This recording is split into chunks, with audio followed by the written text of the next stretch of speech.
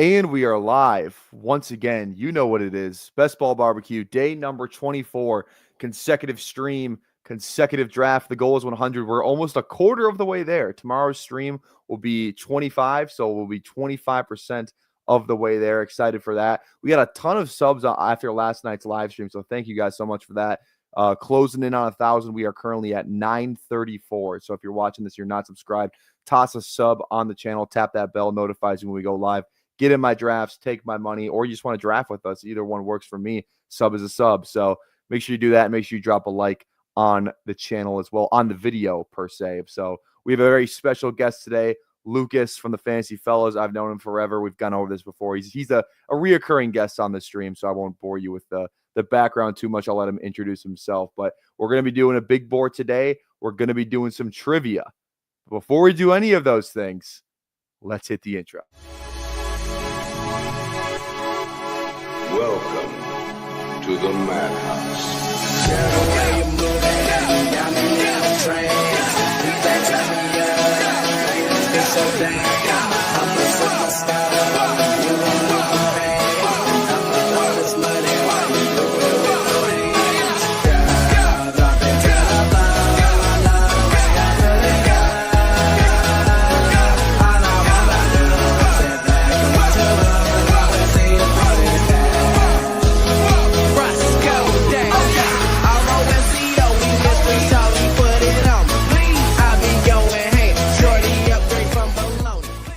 All right, we are back and we are live, joined by Lucas, like I said, from the Fantasy Fellows. How are we doing? Like the underdog shirt, the underdog sign, you all ready to go?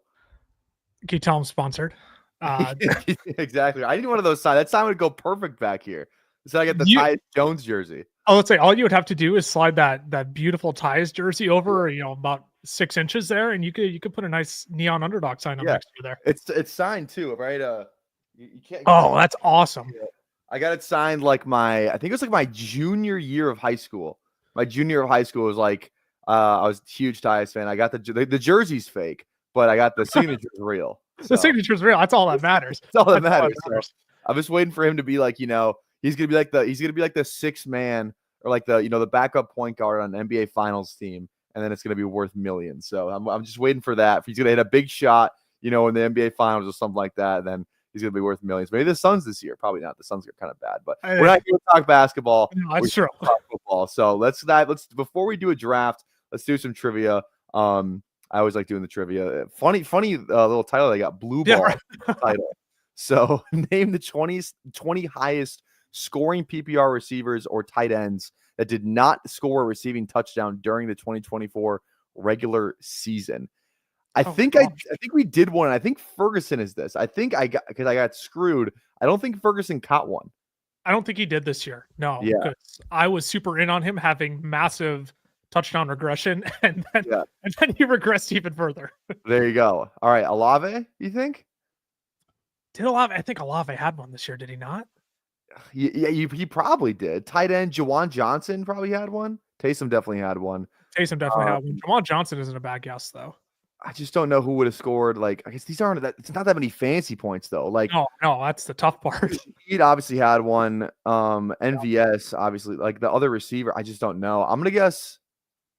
Who's this? The Vikings one should be easy to figure out.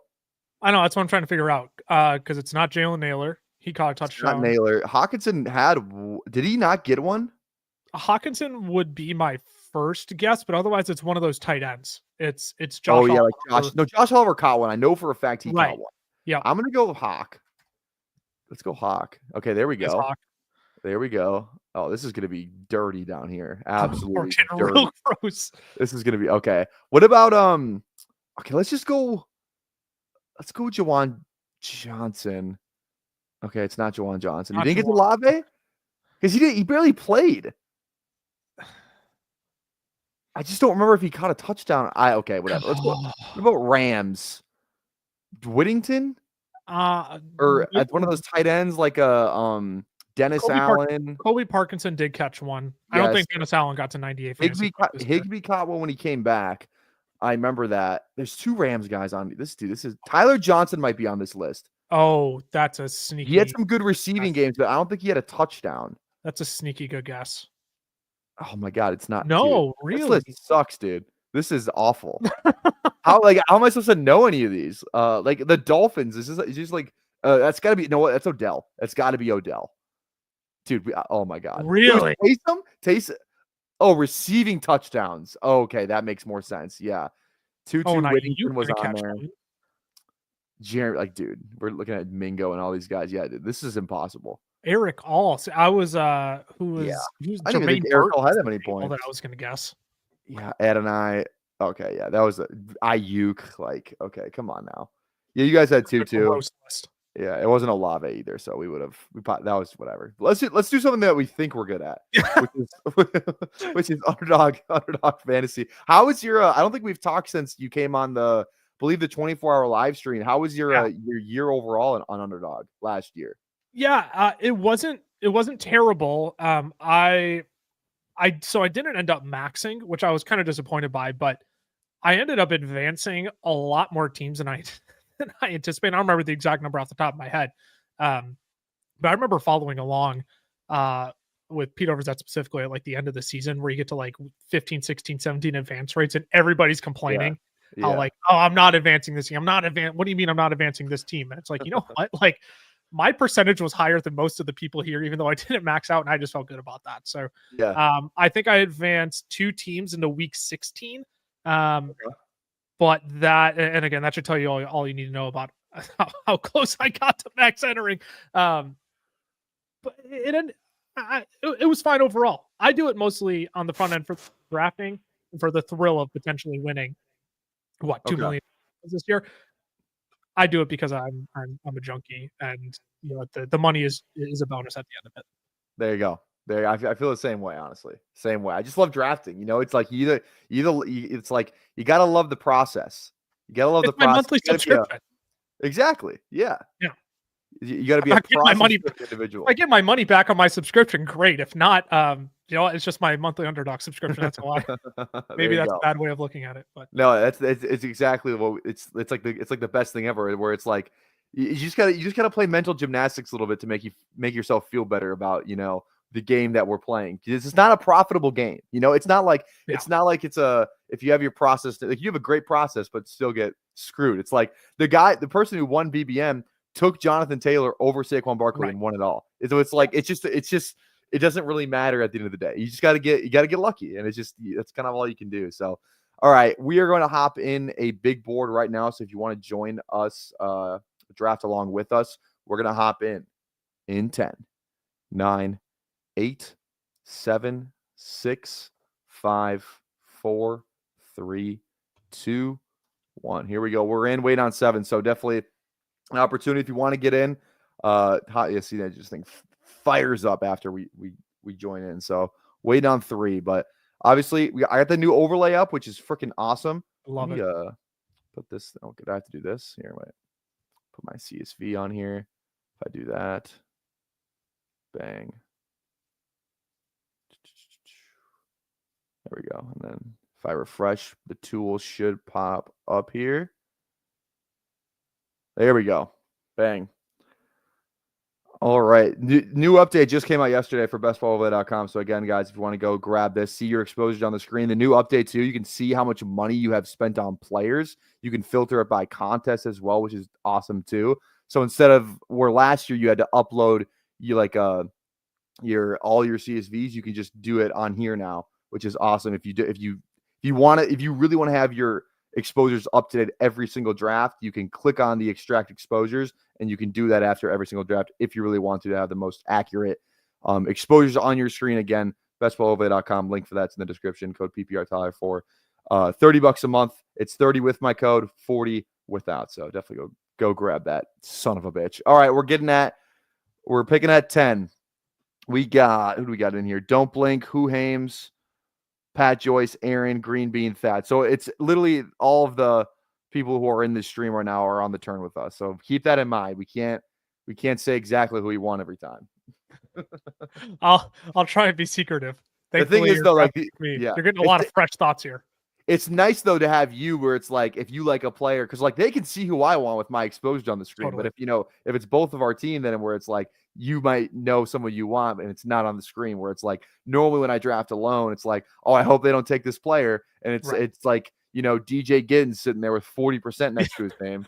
So it's just like Everybody knows who you want. exactly right. But I guess you said you were kind of still dipping your toes into the underdog streets this year.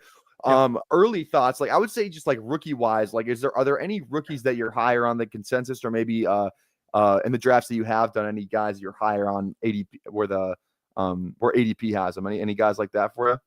None of the running backs. That's my consensus right now. For the rookies or like just the rookies. I can't the rookie running backs for me were like when we did our first live stream over on our channel, it was like literally the week that the big board dropped. I was appalled at how high some of the rookie running backs are. And like this class is phenomenal. Don't get me wrong. I like just couldn't stomach some of the ADPs of like, we don't even know where these guys are landing yet. Like, I don't know if you could convince me that Travion Henderson on the Las Vegas Raiders is worthy of a top 24 running back pick. Like I just couldn't stomach that reality. So I don't know. I was telling you beforehand, I took a 10-day hiatus from the best ball streets because I had a little bit of a medical emergency pop up, but we're dipping our toes back in now. I'm honestly okay. So it looks like you've been drafting a lot of Amon-Ra. Well, money wise, you've been drafting more Amon-Ra than Brian Thomas. Yeah, I don't look at the money. I just kind of look at the exposure. But yeah, I kind of like Brian Thomas here personally. Let's do it. Amon-Ra. I like shooting for the ceiling. I'm gonna be really curious when I do my projections for the upcoming year, how Amon-Ra may or may not slide in my rankings. It's like the cost of losing Ben Johnson. I don't know how much that's actually going to factor in. I think he'll still be great, but man, the things Ben Johnson did with that offense were just like incredible. And plus too, like I think he had 14 touchdowns last year, so a high touchdown number I would say for him. It's just gonna be interesting to see like how much like Ben Johnson's obviously the play caller, but it feels like Dan Campbell had his his toes dipped in that offense a little bit. He's obviously not calling plays, so like I wonder how much just the Ben Johnson part of that plays a role in it, because he's not like an off. He's like he played offense, so like he's kind of that side of the ball, but he's not like this offensive guru. More of like the the Tomlin kind of coach. Where like he's defensive background, but it's like he's not some defensive guru. He's more just like locker room culture guy. Is kind of the vibe I get from Dan Campbell. So it's gonna be. I think it's really gonna fall on him, where it's like hopefully this OC coaching. We just know nothing about the OC, but it's like. Has there been an OC? Who was the last OC to get hired that we were like, oh, we feel really like a name like Ben Johnson was flirted around for 2 straight years where it's like he's going to go somewhere. It's like, I can't remember the last OC that had this much hype going somewhere like that he does right now. Maybe like, I don't even like Kevin O'Connell, maybe maybe not even him though, but I just don't know. That's a little right. I might be a little bit of Minnesota bias even sliding in there, but do you have a preference out of these running backs?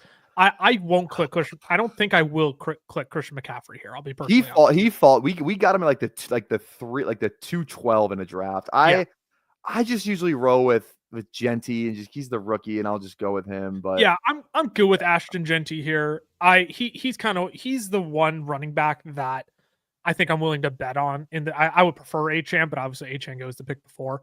But he's the one running back that like I think I've learned my lesson on these rookie running backs that I don't think I can ever be too high on them. I can always just be too low. And so I feel like even though Genty's going at running back 6 right now, that's just the tax I'm going to have to swallow if I want any shares of him in best ball this year. And if I get a Brian Thomas and Malik Neighbors, a lot of these guys who are going at the turn and just pair them up with an Ashton Genty, that's a lot easier to swallow. Yep. Yeah, 100%. The Genty thing is like, I've seen some people be like I think there's some questions around how elite is he? Because like it's like how is he a Saquon prospect or is he like I don't know like what another comp would be, like a mid first round guy, like maybe like a Jahmyr Gibbs prospect. Like Jahmyr Gibbs obviously we know what Jahmyr Gibbs is now, but like as a prospect he wasn't like he was the number 2 running back in that class. Like is he like what kind of prospect is he? Is he like is he a top 10 pick or is he a top 20 pick? You know what I mean? It's it's going to be one of those things where it's going to be interesting to see where he goes, because I think he could really go anywhere from like, I don't see him going in the top 10.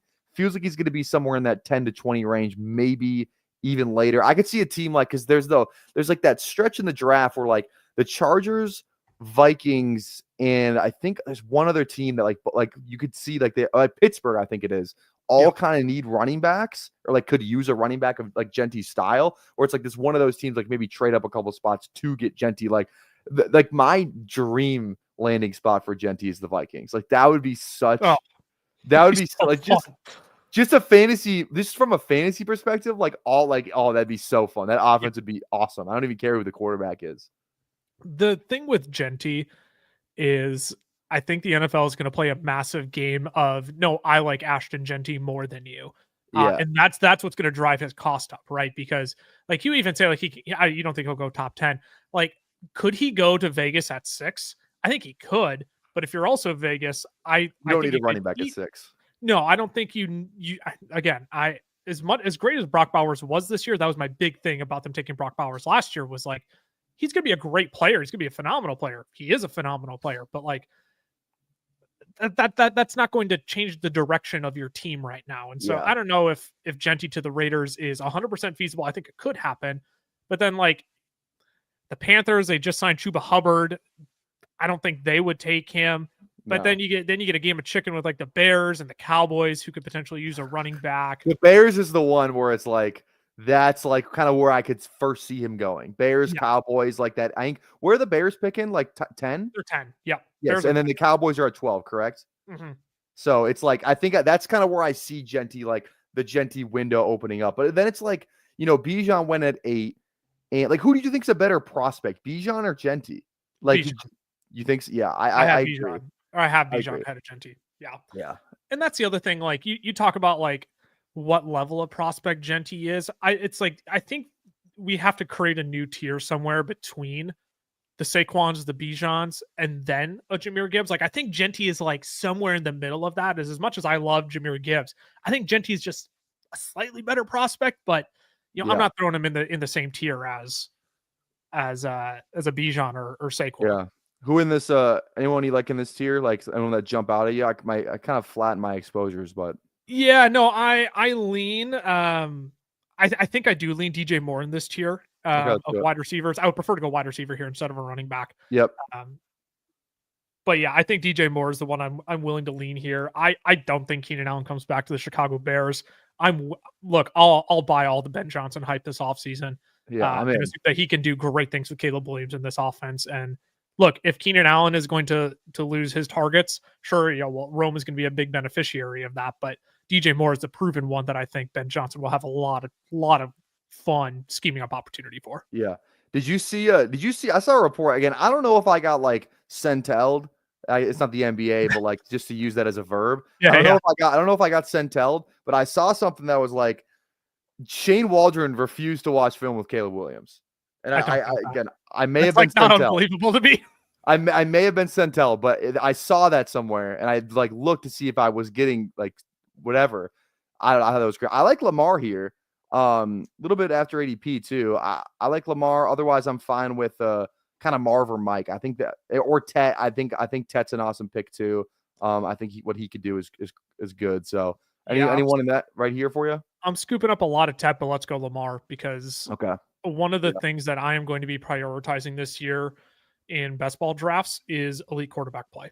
I want one of these top 3 guys. I'm convinced it's one of the top 3. And there's my cat in the background. I've never seen her jump up there before. I'm going to be perfectly honest with you. Oh, and I know what she's going for. Give me 1 second here. Entertain the people. She's going to go after the plants. You got to save the plants. Go save the plants. All right, here. I think Komet. I agree with that. The Ben Johnson Komet thing for sure. Pete Carroll drafts Sharps in the second round despite having Walker, so Genty wouldn't be a surprise. They also don't have anybody in Vegas where it's like there was a Kenneth Walker in Seattle, and then they drafted Charbonnet, but now it's like they might just draft Genty. It's just what they might do. I don't know. But then it's like they have their choice of I think everyone's mocking. I feel like every mock draft you open, it's Egbuka, Quinshon, or Travion going to the Raiders in the second round. It's like every mock is like, oh, Chip Kelly, Ohio State. But it's like, I feel like we play that scenario a lot. Like we did it last year with with Harbaugh, where it's like, oh, he's going to draft one of these Michigan guys. He's going to draft Corm in the second round, and they didn't do that. So it's like, I get the connection, but I mean, I would still say it's more likely they draft another player that's not from Ohio State than an Ohio State guy. You know what I mean? Yeah. And it's like how much input does Chip Kelly have on who they draft? Feels like it wouldn't be that much, you know. It's not like if he's the coach, then maybe different story, but he's not the coach. It's whatever. So I don't know. Yeah, it's the easy game that people want to play of like their own cost benefit analysis, right? Of, well, why would you not, if you're not going to take a Genty or a Tet at 6 overall, whichever they don't take, well, it's just easy. We just assign them a second round pick there. And I'm like, yeah, but watch, they'll go defense second round, or they'll go defense at 6 overall. Because like the Raiders, statistically, their defense wasn't atrocious this year, but they got a lot of holes that need to improve on the defense too. Yeah, 100%. I wonder, do you think Tet could be a Raider? Is the Raiders a Tet team potentially? Like they have Bowers and they have Myers, but outside of that, it's like Trey Tucker, DJ Turner. It's like I think he is like I think they're gonna. It just feels like I don't know if they're gonna trade up for a quarterback. I don't know if it's a quarterback in this class that's worth trading up for. Like, are you really like going to trade up and get Shedeur? I know there's been some connections there. Don't think they're going to go up to 1 to get Cam Ward or anything like that.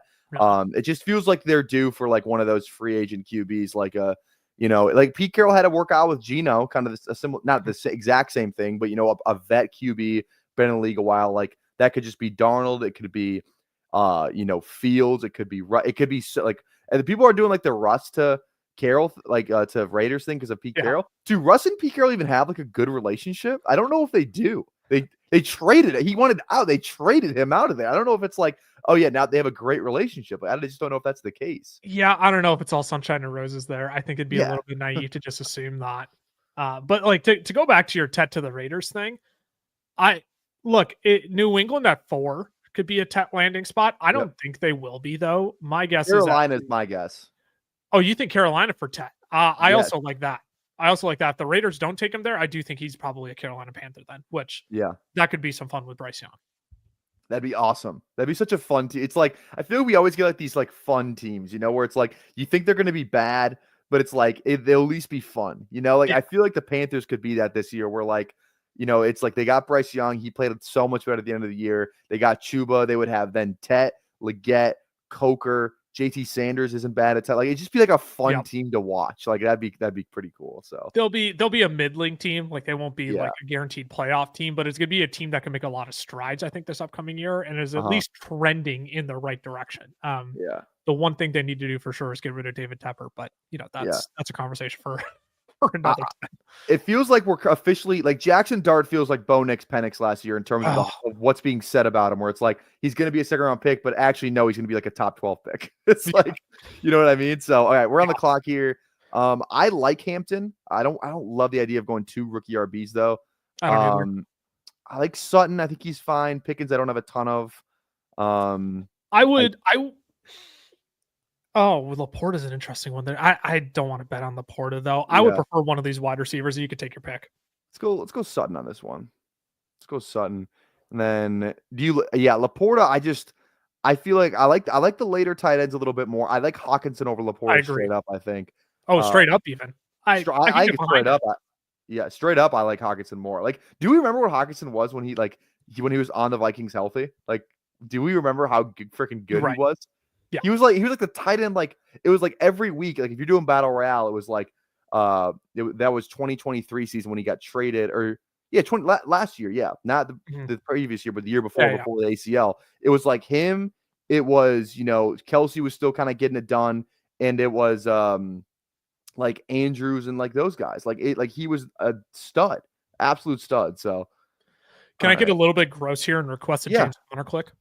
Okay, let's do it. So I know I need more of him. I just like I'm kind of ageist when it comes to running backs. Totally. So I usually take the younger running backs, but sell me on the James Conner dream. This is just the classic. Like I do think it's an ageist thing, and you look at James Conner and his fragility. Well, he just played a full season, and I'll tell you what, over the back half of the season, he was phenomenal. He was once again a league winner down the stretch. I mean, look, I think this Cardinals offense is going to get better.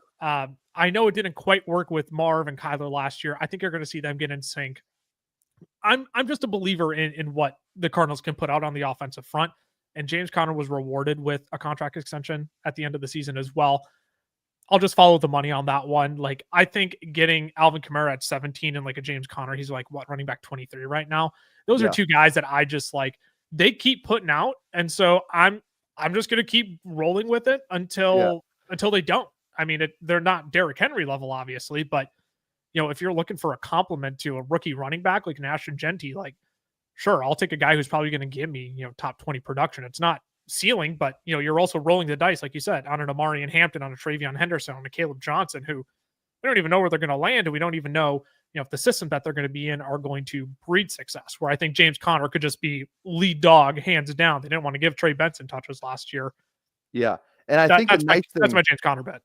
And the nice thing about Connor is that Trey Benson is there. They just spent a 2nd-round pick on Trey Benson, where it's like you're looking at all these running backs. Some of them are free agents, but some of them could have their guys snatched, and it's like, oh, now they're going to fall, you know, 3 rounds because they drafted this guy in round 2. They drafted this guy in round 3. Like, he's going to compete for touches. So like all this thing where James Conner, yeah, he's old, but it feels like his job is pretty safe because they have Trey Benson there. Seems to like demarcado a little bit. Michael Carter got some run last year. So it just feels like out of the teams that will draft at least like a day 2 running back or higher, it feels like the Cardinals and James Conner, he's pretty safe in his role. So I do like that aspect about Conner, where it's like that you can't say that like Kamara. It's like I could totally see the Saints drafting a guy where it's like totally get a different guy in there, or like, you know, somebody like Chase Brown. He's a poster child for this. I was gonna say, who says Quinshon Judkins isn't a Cincinnati Bengal? Like, exactly, yeah. I don't think that's going to happen.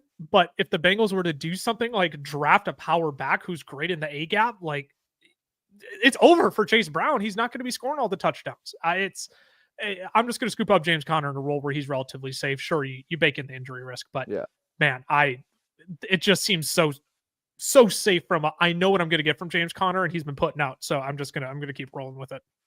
Yeah, speaking of the Bengals real quick, we should probably talk about the T. Higgins news. It's expected that they're going to franchise tag him and just do this whole like contract saga again. Just be like, they said, but they're teasing that they're going to re-sign him, so it just gives them longer to strike a deal, which I guess I could maybe understand. But like, you better get him to a deal before like OTAs, because otherwise it's going to be a whole thing again. And it's like, yeah, I mean, I pretty much I want T. Higgins to kind of be a Bengal. It feels like you kind of, at least you like, it's always scary when you don't know what you're going to get from a player, where it's like if T. Higgins is a Bengal, kind of know what I'm going to get from him. So I'd be fine. The Bengals should want T. Higgins to be a Bengal, because they are a better football team with T. Higgins on that team. So let's quit effing around and let's actually get him a contract instead of the franchise tag. I mean, the Bengals are so weird in how they handle contracts, man. I'll never understand. They're a cheap team. They're a cheap ass team. I'll never understand it, but all right. Where's your Andrews? I don't want to go Andrews yet. I don't like his AD. If he falls, then maybe we take him with the next pick.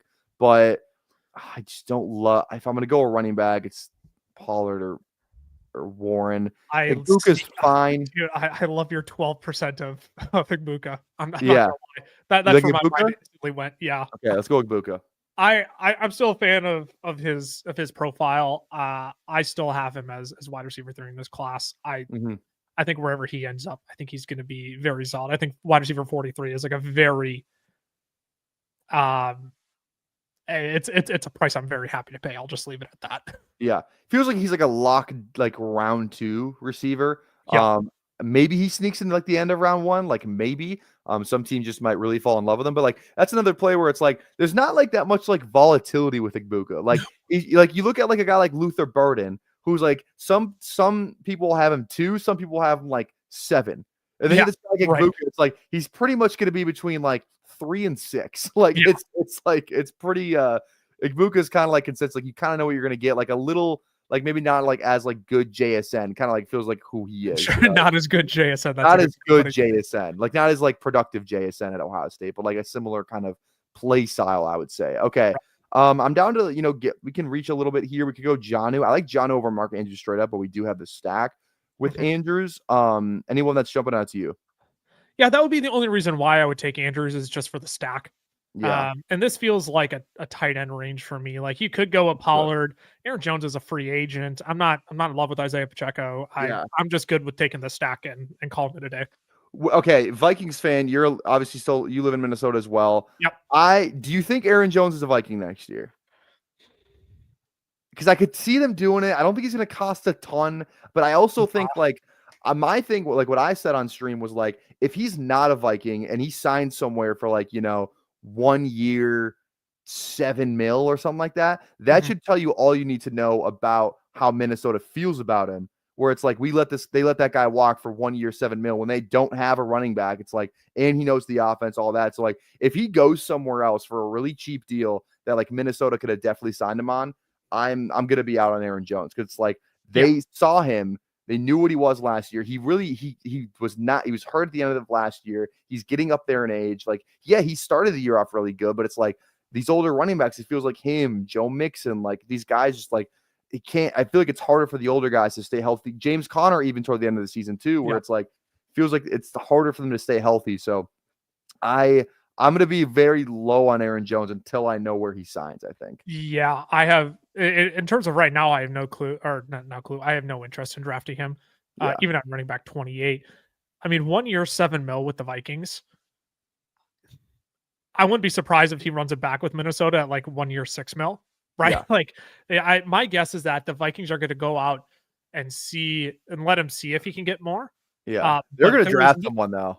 There is no world in which they should pay more than what they just did last year for another year of Aaron Jones, in my opinion. So my guess is that they'll go out and see if he can get or they'll let him go out and see if he can get 2 years for 15, right? And which, if you're the Vikings, go ahead, take your 215. We'll go ahead and draft one of these running backs in a really talented class. Or, I mean, the free agent market isn't phenomenal, but you can make do with whoever you draft and pick up in the meantime. It's not like the Vikings are a stellar run offense. That's not the primary focus of the Kevin O'Connell offense. Who are the best? I'm looking it up right now. Who are the best free agent RBs? Because last year was a pretty loaded class. Yeah, let me look. Aaron Jones. Then it's Aaron Jones the highest. He was 1 year, 7 mil. Yeah, and then Najee Harris. Najee. Yeah, this Javonte, I guess. Nick Chubb. Right, I could see Kevin O'Connell doing something like if you go out and sign a Javonte on a cheap deal. I don't think anybody's going to want to pay Javonte after his injury history and after kind of being, he's been good since the injury. Right. I wouldn't be surprised if KOC goes out and throws a small little bag at Javonte just to get him to come in. But like also like if Cam Akers is around, like who says KOC isn't just throwing out Cam Akers all the time? He loves himself some Cam Akers. He loves Cam, dude. That guy fucking loves Cam Akers for some reason. He's like, we're gonna. I was with him in LA, so we're gonna trade for him. This is in 2023, right? We're gonna trade for him, and then he tears his Achilles. They cut him in this past off season. And then they're like, actually, Ty Chandler's so bad, we're actually going to trade for Cam Akers again from the Texans. So, like, they gave up just, like, 2 free 6 or 7, whatever swap. Like, they didn't give up anything for him. But it's like, that guy fucking loves Cam Akers. He just he cannot get enough of Cam Akers. And, like, this is coming from someone who I, like, when Ty Chandler was getting reps on the field, I'm like, Ty Chandler's making progress. I mean, his big knock is that he sucks in pass pro, right? But like he started improving, but then KOC was like, wait, I can just pick up Cam Akers. I'll swap a late 6 for a mid 6 for a late 6. Sure, done deal. So I pray the Vikings draft an RB in round 2 or round 1 for that matter. Like that's going to be the best rookie fantasy landing spot for any running back on the market is like whoever goes to the Vikings, whoever goes to the Chargers. It's those two teams. Like it's going to be awesome. Absolutely. Weird running backs right here. I try and avoid it. We could go Bateman. I love Pittman. I think he's a great buy low. For personally, you down to go with Pittman? Then we can kind of explore these running backs when they come back around. Yeah, let's do that. Because who's after Bateman? You got Keon Coleman. Who else is in that? Bateman, Mims, who I think is fun. Keenan, free agent. Yeah. Oh, so. you got a lot of Cam. So that's 17%. Dude, oh my god, dude! So we did a thing. I'll flash this on the screen. I'll flash it after we pick next. But so we for like an entire week or 2 weeks, we watched every pretty much draft eligible, meaningful running back. Like we watched all of them. We spent more time on the higher guys. Like I came into it thinking like Caleb Johnson was going to be my RB2. He's like my RB5. And this is just mostly purely just watching. Like this stuff's going to change after the combine. It's going to change after the draft. But like this is mostly just like what I thought when I watched them. Granted, we're not doing like all 22 film. Like I said, I like to preface that because I put on my rankings for the first time ever on Twitter, and they're like, "You're a fucking idiot." So, all right, let's any of these running backs you like. B-Rob, Najee's a free agent. B-Rob or Najee. I think Najee's going to land in a spot where he's actually going to get work. So I'm not too scared off by the free agent portion of Najee. I think wherever he lands, he's going to get work. He's too young to not get picked up somewhere and at least play a goal line relevant role. So I think you just get dealt a tough hand in Pittsburgh, and you got oh gosh, he was literally, why can't I think of his name? He's also a free agent though, is he not? Dobbins? Jalen Warren. Gosh, I was thinking Tyler Warren, and I'm like, that's Warren's a free agent. Warren. I believe he's a restricted free agent. I believe. Oh, okay. So they're both on the market, but I think they bring back Jalen Warren and let Najee walk. So Najee will land on his feet. That's really my only leverage point there. All right. You want to see my my rookie running back rankings thus far? Again, these are subject to change, everybody. So don't give. We flashed them on the screen before, so I don't really care. We kind of built this list on stream, so most of the people that are in the chat aren't new to it. But here we go. This is what we got. It's broken down in tiers. Yep. Now Ollie Gordon. I like 2023 tape, because if you look at the bottom here, Ollie Gordon 2024 tapes dead last. So this is only the 2023 tape. So this isn't really where I'd rank him. I'm just saying the 2023 version of Ollie Gordon is a top 3 running back, and I cannot be convinced otherwise. So that's why I have that discrepancy there. That's fair.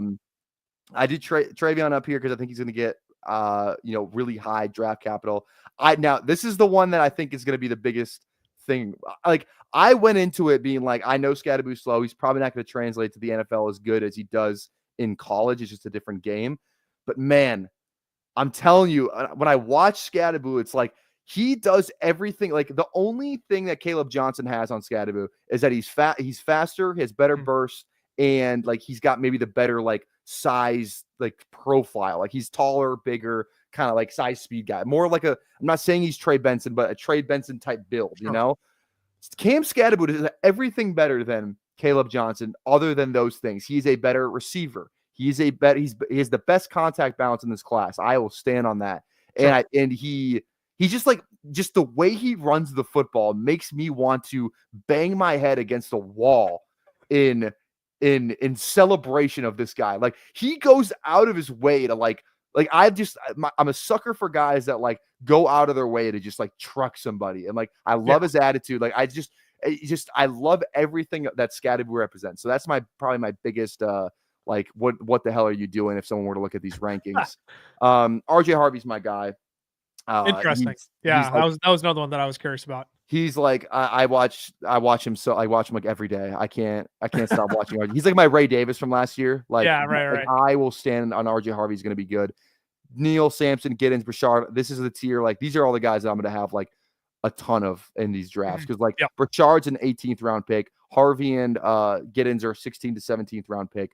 So I love all those guys. They're very low cost. I'm fine throwing darts on any of those guys. Yep. And then down here, it's kind of this is the tier I kind of need to build out a little bit more. I love Jaden Blue. I think Jordan James actually, you know what? We're gonna make a live change right here. Jordan James needs to go up here. There we go. So we'll do that.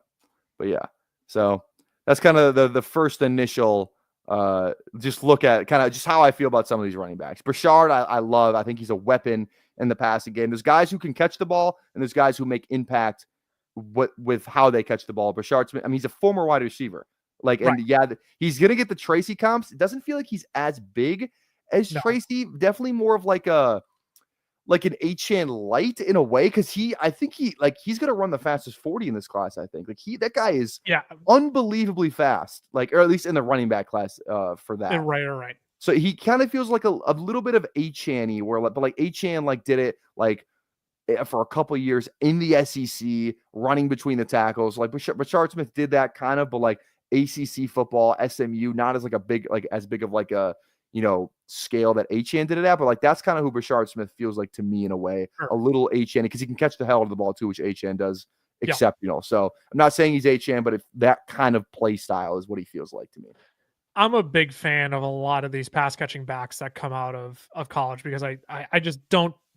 At some point, you have to look at the PPR value that they bring in fantasy football. If they land in the right spot, like you look at Rachaad White, right? Like I loved Rachaad White coming out, not because of like I loved how he ran the football, but because of how phenomenal of a pass catcher he was. And Devon Achane, right? You knew he could catch the football a little bit.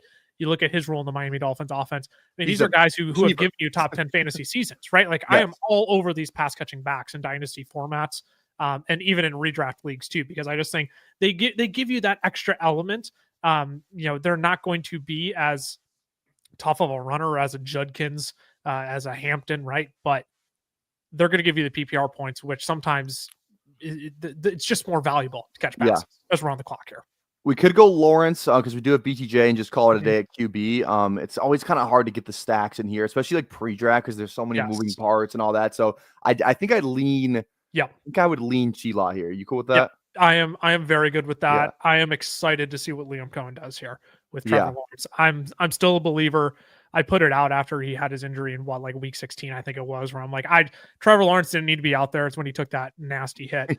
Like, dude, you didn't need to be out here. Nobody would have blamed you for collecting your millions of dollars on the couch for the rest of the season. But like Trevor Lawrence is a gamer. I firmly believe Liam Cohen can turn this ship around for him. And I'm really excited to see what he can do with Brian Thomas this next year. So yeah, I'm still a believer. I'm totally good with a quarterback 18 price tag there to get that stack. Feels like a bit of a disappointment. I want to say like disappointment, but like he was like hyped up to be like a really good quarterback. Now I'm kind of disappointed. Yeah, that's the right word. But he got the huge contract too, so he's played like well enough where it's kind of like I don't even know like who to compare him to. But I just thought of this in my head.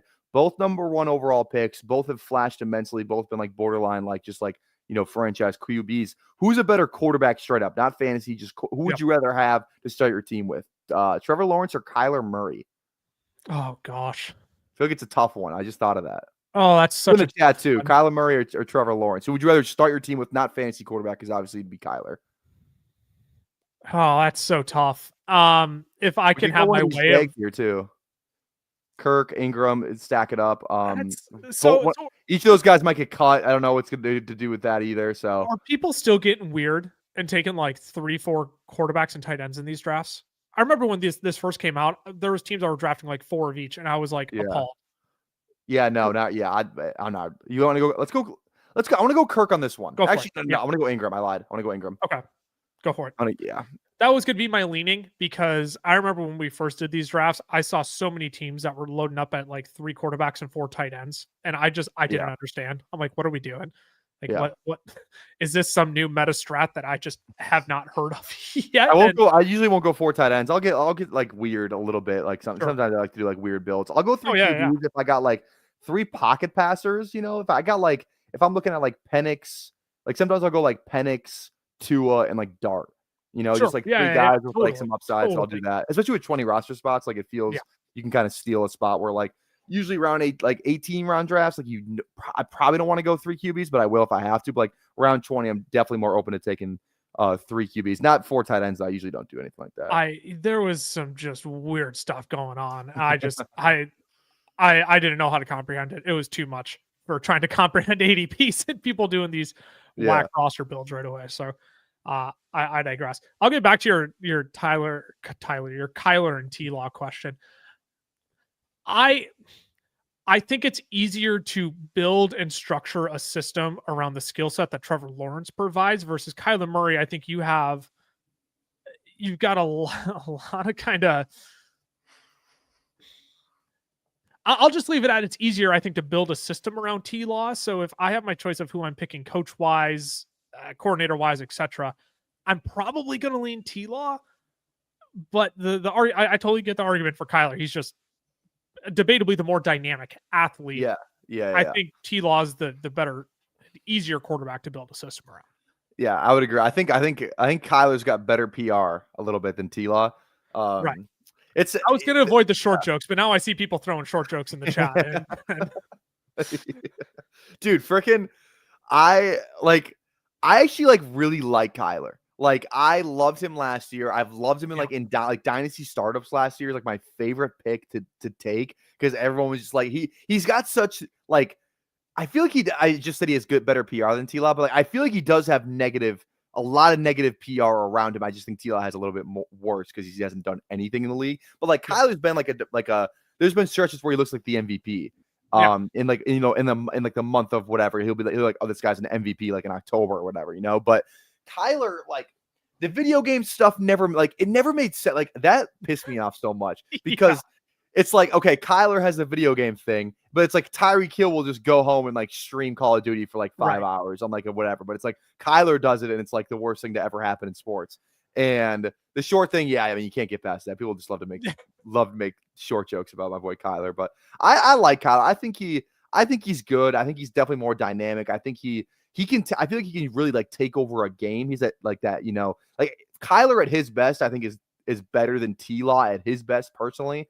But I think T-Law is more consistent, but probably a better thrower all around than Kyler. So I think T-Law is the right answer. But I think Kyler is just I just love that guy so much. So you can build a much more fun offense with Kyler Murray probably. But Trevor Lawrence is the much easier one to navigate all that with. I had another thought on top of that, but I totally lost it. Anyways, who are you looking at here? I see Ollie Gordon there. I'm down to go anywhere though. Like I really am like good to go. Like I don't need 30% Ollie Gordon, but okay. See, I was eyeing Blake Corum. I'm sneaky in on Blake Corum this year. I think. Receiver wise, we got Wicks, Restrepo, we got Tillman up here as well. Otherwise, running back Ray Davis is always fun. Tyler Algier, I have a ton of. Jalen Wright. Any of these guys stand out? My leaning is probably a Ray Davis. Okay. I'm not in love with any of those names, but if I got to pick one, I'm just going to pick the guy who I think can score touchdowns and or give you a fantasy relevant week when you need one. Again, anything happens to James Cook, it's Ray Davis. We saw that. That's why I like Algier so much. It's like Bijan's been really healthy the past 2 years, so it's like we haven't got to see like just takes one. That's it. Yeah, we haven't seen like the Tyler Algier like here's the backfield for a week or two game because Bijan's been so healthy to start his career off, which is great. But it's like Bijan, he plays running back. Like I love Bijan. I never want to see him get hurt, obviously, but it's like he's going to like have one of these years. It's going to be like he misses maybe a month or something. He goes on the IR for a month. And it's going to be Tyler Algier's season. There's not many backup running backs you would want more. It's like, okay, Algier's got the like the starting nod for a month in that Falcons offense behind that O-line. It's like, I think it's a great setup for him. We could double tap running back. We can kind of do it early. The receivers are kind of meh. I don't love it. We could go a little Otten. I don't know. What are you thinking? You were just talking about. My leaning is to go Algier. All right. All the running backs are going to outscore the wide receivers, in my opinion, in this range. Adam Thielen might be the exception. Is he a free agent though? No, he's still got one more year with the Panthers, doesn't he? Yeah, he might retire though. Who knows? All right. So point proven. Sometimes I just got to come back to game theory, and it's just like who's going to score more points. And not that roster construction totally goes out the window, but I'm sorry. Like I got a feeling Tyler Algier is probably going to put up more points than Dontavian Wicks this next year, who can't. I'll say it, just he's having catching issues, man. He just can't catch the ball. And if they're bringing in a true wide receiver one, I mean that just pushes him even further down the board. I mean he was having trouble getting on ahead of Dobbs, Watson, and Reed, right? Yeah. If they bring in a true one, I don't know, Devontae Adams is always a fun idea to be reunited in Green Bay. Mm-hmm. If they do that, I mean, you're not getting any points from Dontavian Wicks this year. Yeah. I would be remiss if we do have one Ray Davis clip loaded up on the StreamYard, so we might as well play it. Awesome. I love it. That's all I did. I saw that clip. That was from last year when I was trying to find my favorite running backs. I saw that clip and I was like, I loved him before, and like that was like the cherry on top. Like this guy, like the vision on this play. Watch it one more time. All right, plays going to the left, his left, our right, and to have that vision to see that lane is crazy. Watch it one more time. Right, bang, foot in the ground, out of there. Like Yeah. it's little stuff like that where it's like I saw that and I was so in. I couldn't have been more in. I feel like I don't know if he had 6 touchdowns last year. So I feel like where he was going in drafts, he kind of paid off ADP wise. Like he didn't do really anything in like the finals, but like he was a guy that, could have helped your team advance a little bit because I mean, like I said, he did have 6 touchdowns and he had that massive the 1 week James Cook missed that I think it was like a Thursday night against the Jets. Yep. Or like a Monday, whatever that game was. He went off. Thursday. Unreal game. Like he had that long catch that's in my intro. I don't think he had a touchdown in that game, but I think he had like 17 fantasy points. Yeah, I believe it was 17. Yeah. Because I remember harping on that over the back half of the season. Yeah. I remember harping it over the back half of the season. It's just like this is a guy you need to have stashed literally everywhere because if anything happens to James Cook, you're getting 15 plus. I mean that's just locked in. The other thing about Ray Davis that I really like this year too, James Cook isn't scoring 16 touchdowns again next year. Like I will put money on that. And let's say the Bills do retain the high volume scoring that they had this last year. If James Cook isn't scoring 16, who's to say Ray Davis doesn't score 10 and James Cook scores 10? Like who's to say they don't split those? I mean, Ray Davis is much better around the goal line. I mean, Josh Allen is much better around the goal line than Ray Davis. But I mean, all that aside, I just don't see a world where James Cook scores 16. But if they're going to maintain being one of the high scoring offenses in the league, and Ray Davis is going to pick up a handful more next year too. So I love him in this 13th round range. It's just one of those guys where I'm just happy to scoop up cheap value. And he's a filler. He's what, our running back 4? Like Ray Davis is like the ideal running back 4 I want on teams like this. 100%. I like this take a lot. Ray Davis is being drafted in the same spot as last year. Now we know he's a solid player with a role. So it's like perfect. Perfect. Also too, guys, I think I'm going to do, again, you can stay. I think I'm going to do a second draft after this. You can stay around if you want to. I totally get, I only booked you for 1, so I don't feel like you have to stay around, but 30 likes, 30 likes. We'll do a second draft. So make sure you go down there, tap that like, make sure you also go over and, toss the, a sub for the Fantasy Fellas. It's the Fantasy Football Fellas shorts, right? That's what I have it linked in the description, but that's what it's called, right? The shorts. Yeah. What happened with TikTok? Can we talk about the TikTok thing? Oh gosh. Yeah, we could talk about what happened with TikTok. You guys need to go support this man because they got absolutely boned via TikTok. TikTok is not great. Good news is we got our account back. Oh, bang. Love TikTok. So we won't bash them yet. No, that was a whole load. It was a Monday. I remember I was sitting in my work meeting on Monday and I get a panic text from Cameron, one of the other fellas. And he's like, "One of you two try logging in right now." And he sent a screenshot of like, "Your account's banned." And I'm like, "Okay, I'll try." And I probably went like ghost white in the middle of my work meeting. And I had to like act like, I don't have a TikTok account of 325,000 followers. Yeah. That just got banned. Right. And like, oh, everything's fine. This work meeting. Great. I'm totally listening to you, Amy. But we can try who's on the clock and I'll continue the story. I don't even like have a lean here. Literally say a guy and I'll draft him. I have no I like have the same percentage of all these guys, literally. Go Wandale. Wandale. It's such a scam. I don't think he's even going to replicate even close to what he did for the first 5 weeks last year.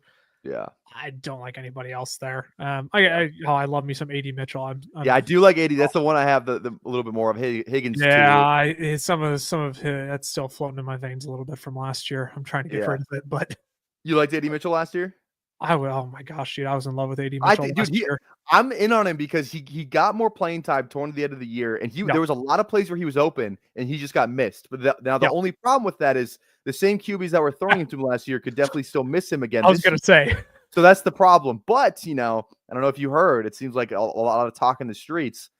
Anthony Richardson got the same QB coach that fixed Josh Allen's accuracy problem. So now Anthony Richardson's the new Josh Allen. So I don't know if you heard that, but there's positive PR for Richardson. I read it and I immediately clicked away because I needed to stop myself from getting anytime you can compare something. Josh Allen's like the 101 of comparisons, but totally. Josh Allen did this. If you did it's like, yeah, but he's also Josh Allen. All right.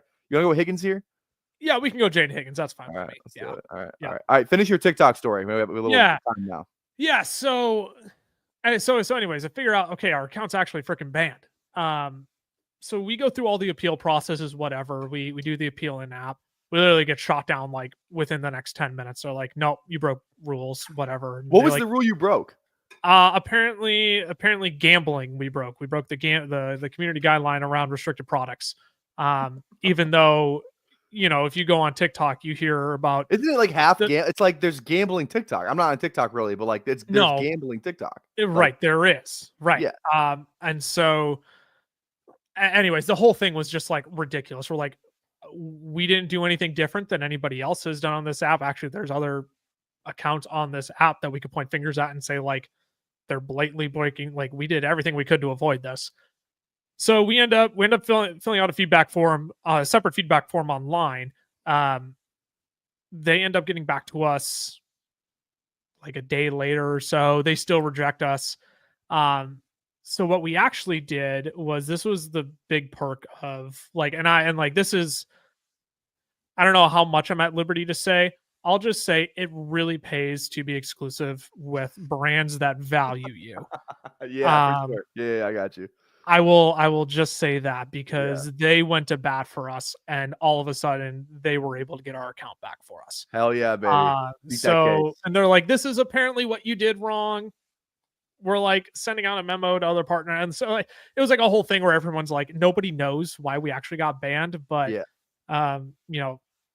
a brand that is well represented in this video, I will say, went to bat for us and got their team on it. And they did wonders for us. So like, seriously, like all the credit in the world goes to them. I mean, they did us a huge favor there, and it pays to be exclusive. So that's the end. It's like not a exciting story, but yeah, there was like a 5-day stretch there where we're like, I can't even imagine. Are we just rebuilding this thing? It sounds like the Cuban Missile Crisis, where it's like seriously, you're on DEFCON 5 for like a week, and you're like, oh god, like this is the fight of our lives right now. Seriously, it's like I would like I said, like if I lost this like YouTube channel, like if it got like 3 copyright strikes, like whatever, I got banned, like I would be so mad. I wouldn't know what to do, and I have I think 930 subs. How many followers do you guys have on TikTok again? Like 300,000? 325. Yeah, I would lose my mind. I would lose my fucking mind. And I had to face a real question then, because I have always said, I'm like, you know what, if the fantasy football fellas were to just evaporate one day, like I could live without it. I have a job that I like. I have a community that I really like. I have other things that I value in my life that could replace that, and I could live without it. But then it's like, okay, that actually freaking evaporated when I didn't expect it to. I actually do really value that more than I realized. So it was a moment of panic. We're like, crap, do we have to rebuild this whole thing? Like, we know how to do it, but we've also spent the last 4 years building this. I mean, we could do it in probably, 75% of the time, but it's a lot of work hours and effort and strategy that we put into that all of a sudden was just gone because we apparently violated a rule that we didn't even know we violated, or we like poked it, and then they just gave us a perma ban for it. Yeah, 100%. Which is crazy. Yeah, make sure you guys go sub to them on YouTube then, because just in case we run into this again, at least you got YouTube. So make sure, again, link it for that's in the description. Go toss them a sub on YouTube. All that jazz. They put out obviously great content. I appreciate you coming on the barbecue today. So yeah, man. I look, you tell me when and I'll be here, man. I love it. Live streaming is like one of the things I wish we were able to do more of, but we just have so much short form stuff we do too. All right, are you in on Kendre? Are we in? New coaching can't stay healthy, but what if he does? For this team, I'm okay with it. All right, let's do it, because I want more of it. I want a little bit more of my book, because I love his college tape so much. I still hang on to that, and like that's exactly what you shouldn't do. But like I'm gonna have like 8 to 10. I'm gonna have like 8 to 10% of it. I'm not gonna go crazy on Kendra, but I do want to make sure where it's like I'd feel worse about myself like me not having him and him having a good season than me having him and him having a bad season. Because most of the guys you like are gonna have bad seasons. So I would be more gutted if the first part of that happened, where if you had a good season and it was the 1 year I was out, like that would kill me more than the latter. And you look in the range of guys who are going here. It's no one special. I'm surprised DeAndre Hopkins is going wide receiver 83. Like, I get he's old. He's out of a contract. we drafted him in round 20 the other night. You want to go? Do you want to go D-Hop? Yeah, I mean, All this right, is just but- like this is just flat out scooping value. I mean, Yeah. wide receiver 83. There's zero reason for him to be that low. He'll get picked up by somebody because he's DeAndre Hopkins, and they'll feed him targets because he's DeAndre Hopkins. I mean, it's not going to be Yeah. an alpha target share. I'm not telling you DeAndre Hopkins is going to be a top 20 wide receiver, but he'll be wide receiver. He'll be wide receiver 83. I feel pretty good about that. 100%. Well, I was mentioning something and then I totally got sidetracked with our picks. Yeah, here we got Jeremy in here. When's BBM 6 draft starts? Tomorrow, actually. No, just kidding. They start I think it's like the Monday or the Sunday. I forget when it dropped last year. Was it the Sunday of the draft after the draft? It was. Yeah, like I think Sunday night or Monday morning. I think it was Monday morning. Yeah, it was either that Sunday evening or Monday morning. Yeah, it's one of the two. So it drafts like right after the draft. So the draft is Thursday, Friday, Saturday. So it either dropped on Sunday or drops on Monday. I forget exactly when it dropped last year. If anyone knows in the chat, if anyone remembers. So yeah, so we still got a little bit until, I mean, big board is pretty much BBM until BBM. Because you're still like the prize pool for this thing. It's like first place still walking away with 250K.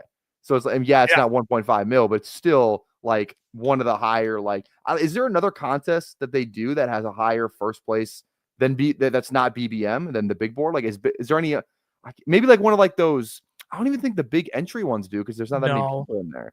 I don't think there's anything like that where it's just the big board, like the second biggest prize pool contest that they offer because it's open for like 3 months. Yeah, I don't remember I don't remember the exact payout structure of the other contest, but I know this is like the one where like, okay, cost benefit analysis. I'd much rather just get in on this and throw as many $10 entries as I can at 250K. Yeah. If you have no problem, Jeremy, spending $25, definitely go check out the War Room. War Room's awesome pay structure. It's a 30-seat final. It's only like 4,000 people too. And the 30-seat final is really nice because even if you get top 10, you're walking away with, I think, $1,250, $1,200. And then if you even get like a little bit higher than that, it's like, again, 30-seat final, like your chances of making money, like it's probably like, that's like the best chance you have to like make, like a good amount of money if you can make that particular final because the prize pool is so like condensed for those top 30 people, which is I personally like, where it's like it's only a 4-entry max, but the advanced structure is awesome. I think it's 2 advanced each time too. It's like it's awesome. So I definitely recommend the War Room if you kind of like if you have no problem spending $25 and doing a couple of those, definitely go check out the War Room. Travis Hunter at 163 in a War Room. So okay, let's hear your Hunter take because everyone's got a different thing.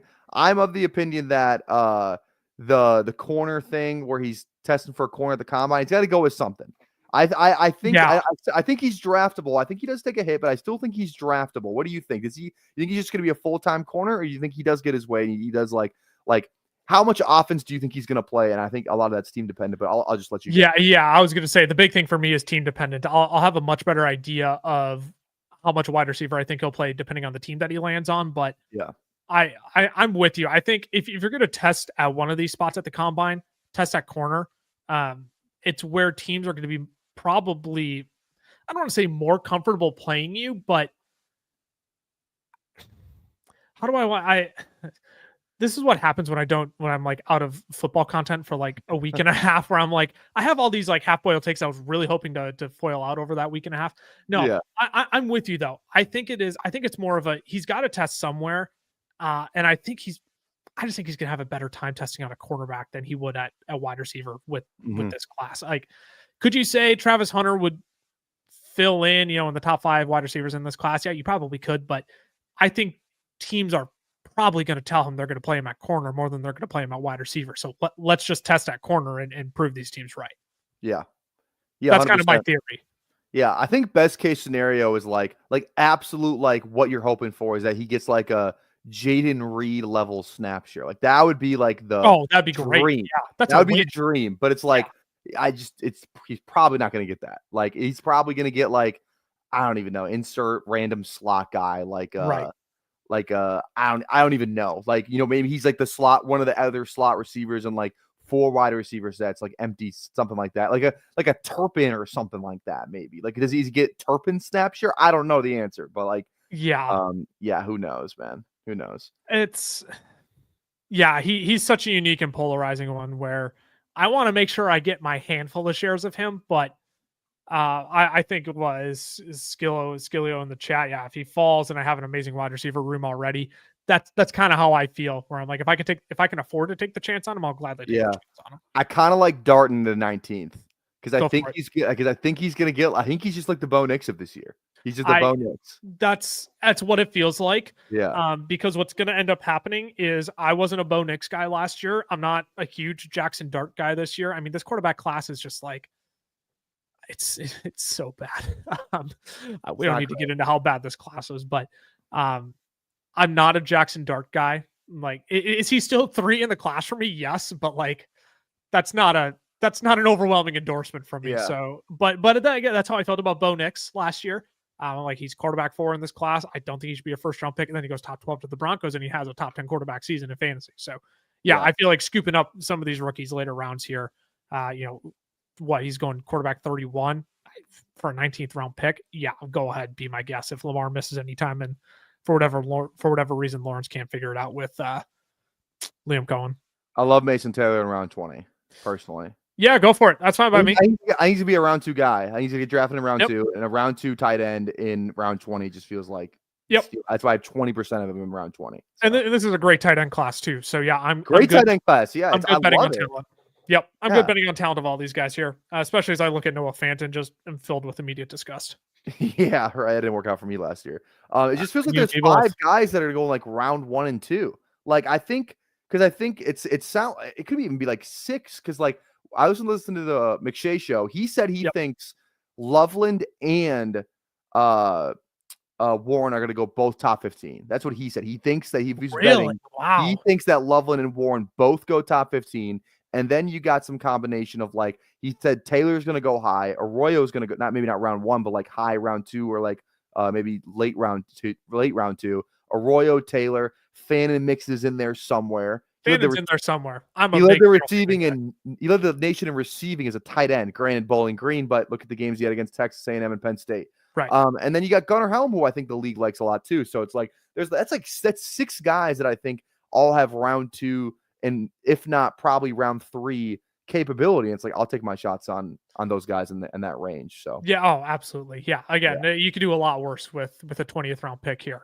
So I'm good taking the upside there. And again, round 2 is kind of that range for tight ends where it's like, okay, if it's round 1 or round 2 where I'm interested in fantasy, I'm not a huge rookie tight end guy, but Brock Bowers made me look pretty stupid last year. I did not have enough Brock Bowers shares. I don't worry. I had him for both of us. I had him. Yeah, I appreciate it because I feel stupid for doubting Brock Bowers and the target share that he was going to end up commanding. 100%. Well, hey, thanks for coming on. I'm probably rip another draft, but go for it, dude. I get you probably got to go, but I'll let the people know where they can find you. Plug anything you need to plug. Yeah, man. Fantasy Football Fellas Shorts over on YouTube, Fantasy Football Fellas on TikTok.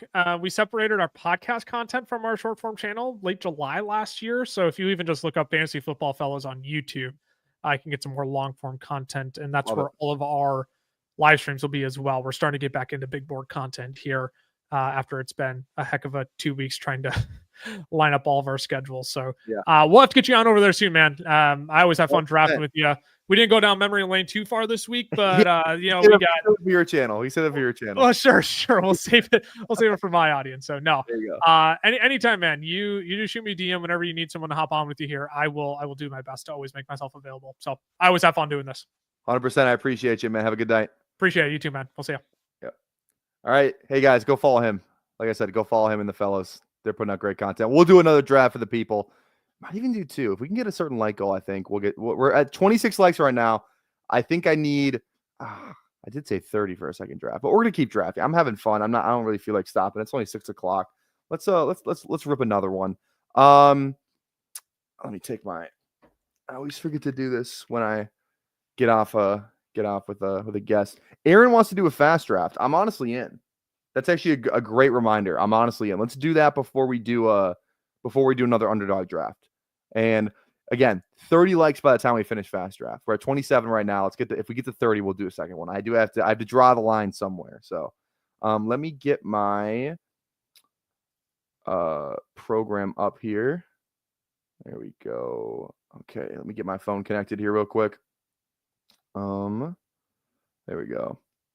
Again, If you ever want to, if you guys are in this streaming game, you want to get your phone to your PC or your laptop or anything, Reflector 4, $20 just to have, not a monthly thing, just a one-time fee. Could not be working any better. So again, cannot recommend that enough. All right, phone is up. Do not disturb is on. Let's hop into Fast Draft here. Let's share our screen. Here we go. All right, Fast Draft. Like I said, we got the Flex 4 contest open. We got Origins open, which is a rookie only contest, and then we got the D up, so a defensive only contest. Let's hop in the D1 real quick, just because I want to see if we can maybe get in this one, because I think this one might be fun to do. Let's see here. Waiting on 5, so we're probably not gonna be able to fill that one. Okay, let's go out. We'll probably be able to fill that one. Let's try Flex 4. Let's try Flex 4 here. I forgot what we did last time. Waiting on 2. I feel like we can get this to fill. Flex 4. We got 2 people in the thing. Yeah, 2 people. Let's get the Flex 4 to fill. I know Aaron wants to get in here. Yeah, dude, Lucas is the best man. And again, for the newer audience, him and I, he kind of mentioned at the end there with the trip down memory lane. We went to daycare together, like 15 years. If I'm 25, it was probably like 15 years ago to like 15 to 10 years ago. We were like the same. Like went to this one house. It was like a home daycare place. For like probably from like 10 to 13, about something like that. Like I was 10 to 13. So again, that was really fun. So. All right. You joined one and automatically filled? Oh my goodness. What the? Here, wait. Let me try I've had really good luck with the Origin stuff. Let me see Origins here. Wait on 3. God damn it. All right. I'm going to go in the Flex 4 then. Here, let's start up. I'm going to go back in the Flex 4.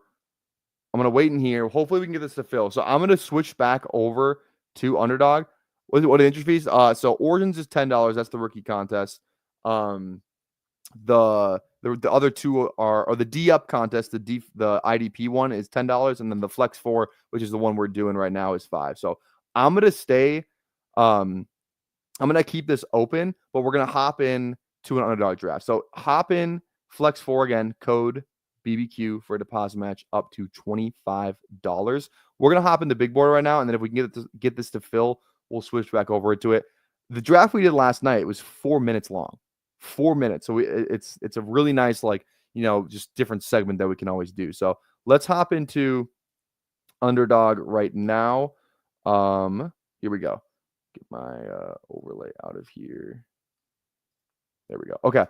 Let's do the big board. Let's do another big board. I need to start filling a little bit more of these. So we're going to hop in the big board in 10, 9, 8, 7, 6, 5, 4, 3, 2, 1. We are in, waiting on 4. So if you want to hop in here, hop on in. Hop on in. We are in the big board and we are waiting. So again, 2 slots left for Flex 4. So if you want to hop on in, I'll switch over to that if we can get it to fill. If we can't get it to fill, not the end of the world. Not the end of the world. Waiting on 1 person for Underdog, for big board. Bang.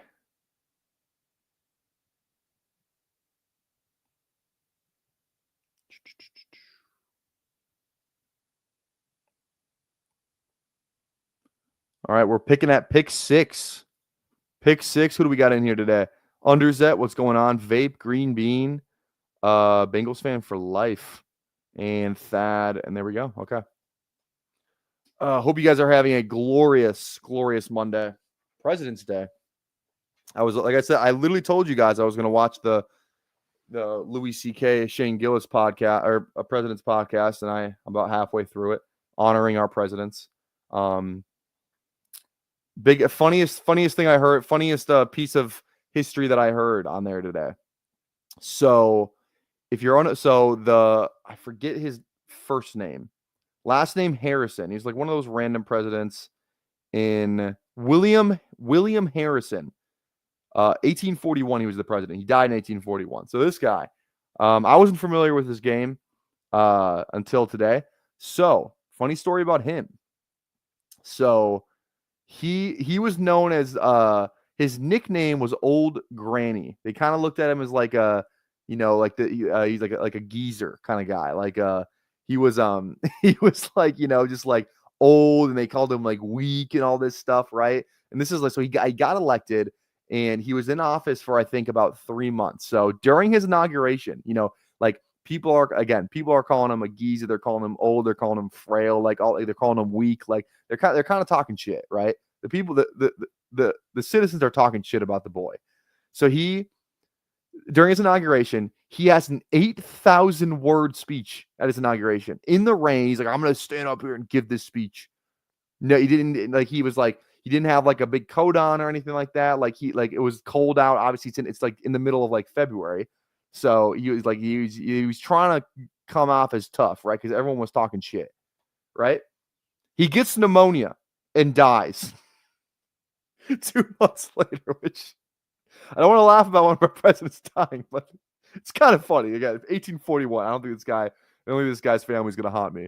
So that was the most fun piece of news that I was watching about today. So let's go CD on this one. Let's go CD. I don't have enough CD, so there we go. But yeah, I thought that was funny. So tough for the boy, tough for William Harrison. You hate to see it. Yeah, Aaron, you're always the fastest drafter, man. I'm still in the flex 4, so if you want to hop in there, 2 slots to fill in the flex 4 over on fast draft. Start drafting faster today. All right, we got CD at the 1-6. Jimmy, someone's about to get Jameer at the 1-8. There you go. Look at that. I don't see the way it should be. I did get Jameer. I got Jameer at 6 today, or at 7 maybe. I was trying to do some off stream, just trying to keep on pace with the lobby. You know what I mean? So that was kind of what I was doing. But yeah.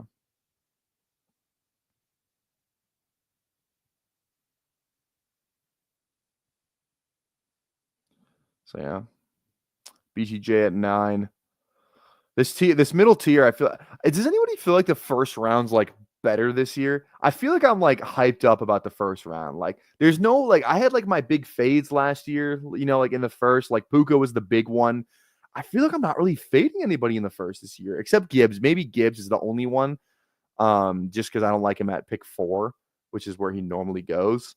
Other than that, like I like Nico, I like CD, Puka's fine, BTJ, Neighbors, Amon-Ra, it's just like I feel like I'm kind of fine taking all those guys, and then like the turn guys like Achan I love, Genti's good, Henry's fine, CMC's interesting, Drake London I love, so it's just like I really like the kind of the top of the draft more than I did last year, so I'm probably like.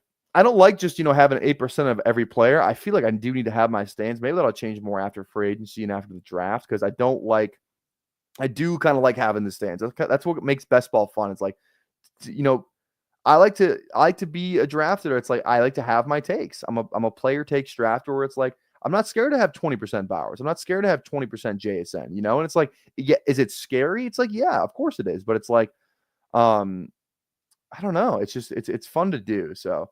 And I feel like it's funny. We got really lucky last year. We're like our 20% or higher players were like the highest ADP guys were JSN, Bowers, and I think ETN was up there. He didn't hit as well, but it's like I feel like the ones we missed on were like the lower ADP guys. Like Leggett was a little bit more farther down. Noah Fant obviously was more farther down. Ray Davis was farther down. So I don't know. It's just really interesting. But yeah, I like the top of the top 15 picks more than I did last year, I think. Because JT felt a little icky last year, at that turn. I definitely didn't like Puka. Drake was in a kind of a weird situation too, so it's a whole thing. Speaking of Drake, I'm going to go Drake and CD right here. I think I've drafted Drake like 4 times today, and I'm going to keep that. I need to get my Drake exposure up because I love Drake. I absolutely love him. I absolutely love him.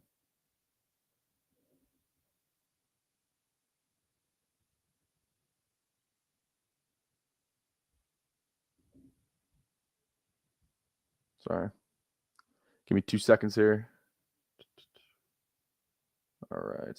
Also, too, I think we've officially the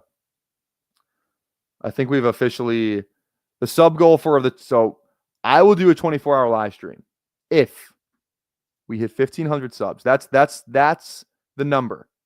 1,500's the number. Can we get there? I think it's lofty, but I think it's doable.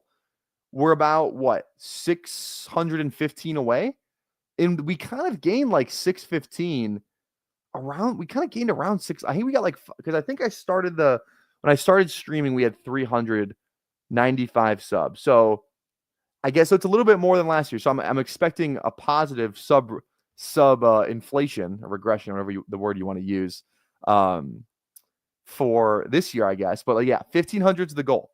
If we can get to 1,500, I will do another 24-hour live stream. Obviously before September, before whenever like week 1 is. That's the deadline on it. I think 15. Do you guys think 1,500 is doable? Because yeah, I could do like 1,250, but that's such a weird number. I could do 14. I want to do a nice round number, 1,500. 1,500 for a 24-hour live stream. I feel like that's a good number. All right, we got CD, we got Drake. Drake. Okay, I love JSN. I don't know why I'm not taking him. I loved him last year, and he did what I thought he was going to do. And now I'm out? It just feels weird. Feels weird because I like him. I feel like DK is going to be more involved. Like I have more DK than JSN this year. I'm going to go DJ. I just like DJ. I think I just like DJ over JSN, unfortunately. I need JSN to fall a little bit for me to take him. Which sounds weird, but that's kind of how I feel. You know? I don't know. Can I do this? That's kind of nice. I could upload a CSV. I don't want to do that right now, though. But yeah. All right. CD, Drake, DJ to start the stream. Start the draft. Go DJ. That's my DJ.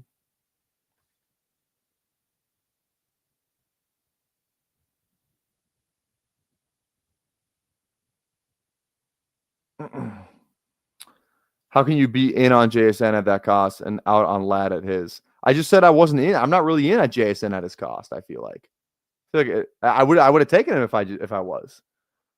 Like I want to like I was talking more like I like JSN at his cost last year. Love JSN there. Don't love him so much now. 3rd round JSN's kind of scary. I will admit. I love the player.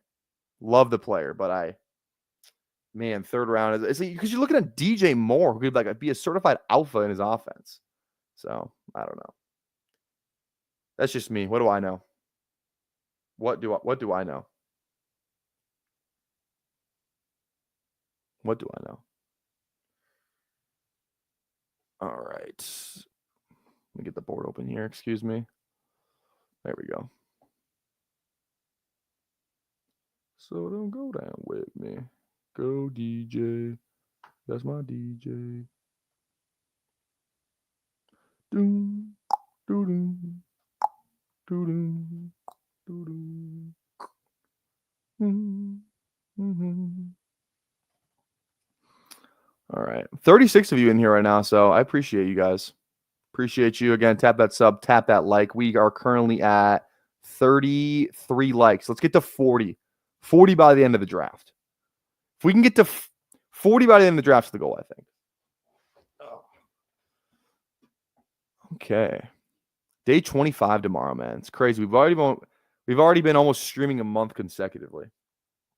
I was thinking about it, if we do get to 100, I feel like we got to do something crazy, like just like a crate, like try and just book a crazy guest and like surprise unveil it. I think that would be freaking awesome.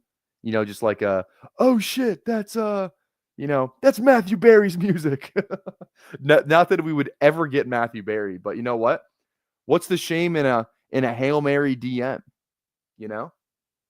I have no problem sending Hail Mary DMs. God knows I've sent them.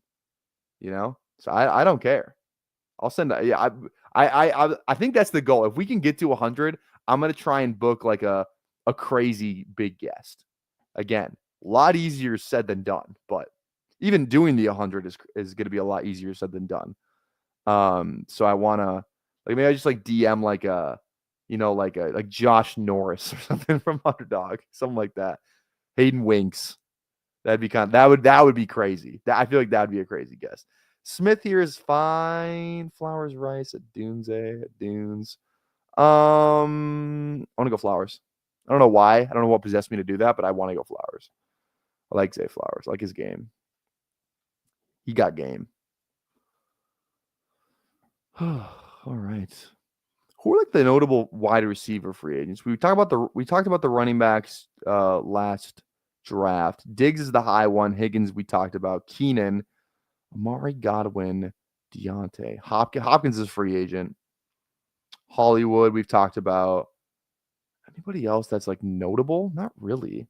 Justin Watson, Tutu Atwell, Van Jefferson. Yeah, not a lot of guys. Diami Brown.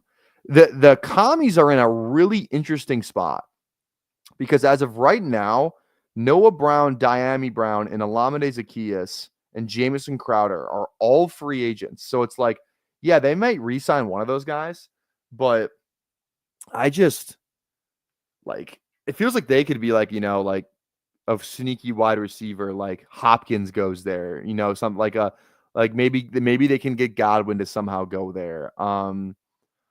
Keenan could be just go from a 2024 rookie QB to another one.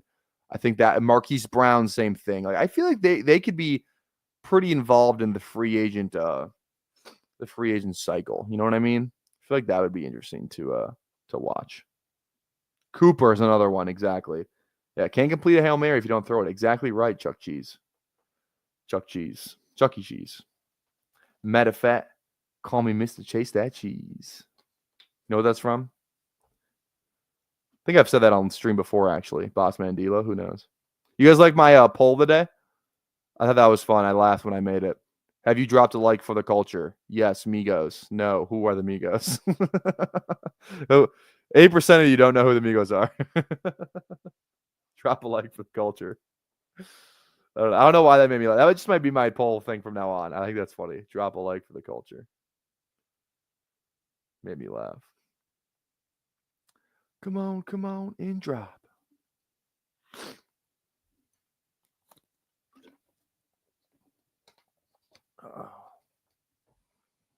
All right. We got 40 people on the YouTube right now. Thank you guys for hanging out again.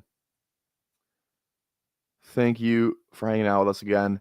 We're going to try and give you the best. I love it's really interesting to see the money split and the percentage split between these guys, It is really interesting. Because, like, who's a good example here?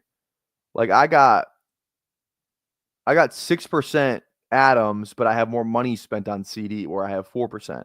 It's kind of like an interesting. Obviously, it's just between big board. War room obviously matters too. So I think that's interesting. How much bread do you got on a player? All right, Addison, I need more of.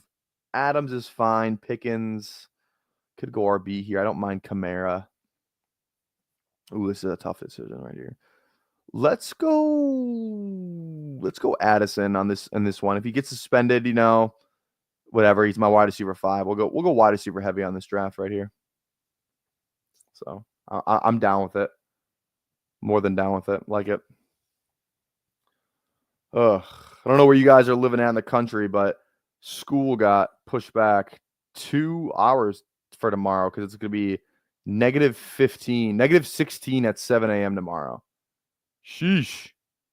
It's going to be a cold one. And then it's supposed to be 41. So tomorrow, Tuesday, like I said, -16 in the morning. Exactly 1 week from tomorrow, it's a high of 41. Crazy. So yeah, next week's supposed to be really nice. 34, 38, 37, 41, 40. Yeah. I'm in. I'm in for that. 100%. I'm in. Come on, and drop. Jennings and Genty are the only players that I spent 100+ on. Who's my highest money player? That's a good question. I haven't really looked at that. Ridley's 103. Hawks 103. I mean, it's got to be Mooney's 134. ETN's 146. Okay. 146 is the one to beat. I'm just waiting until I get down to like Giddens or Harvey. Let me just type in Giddens. 239. Harvey, 216. Holy Jesus. I'm not shocked. Not shocked there. That's funny. 239 is the most I've spent. It's on DJ Giddens. That's hilarious. I love it.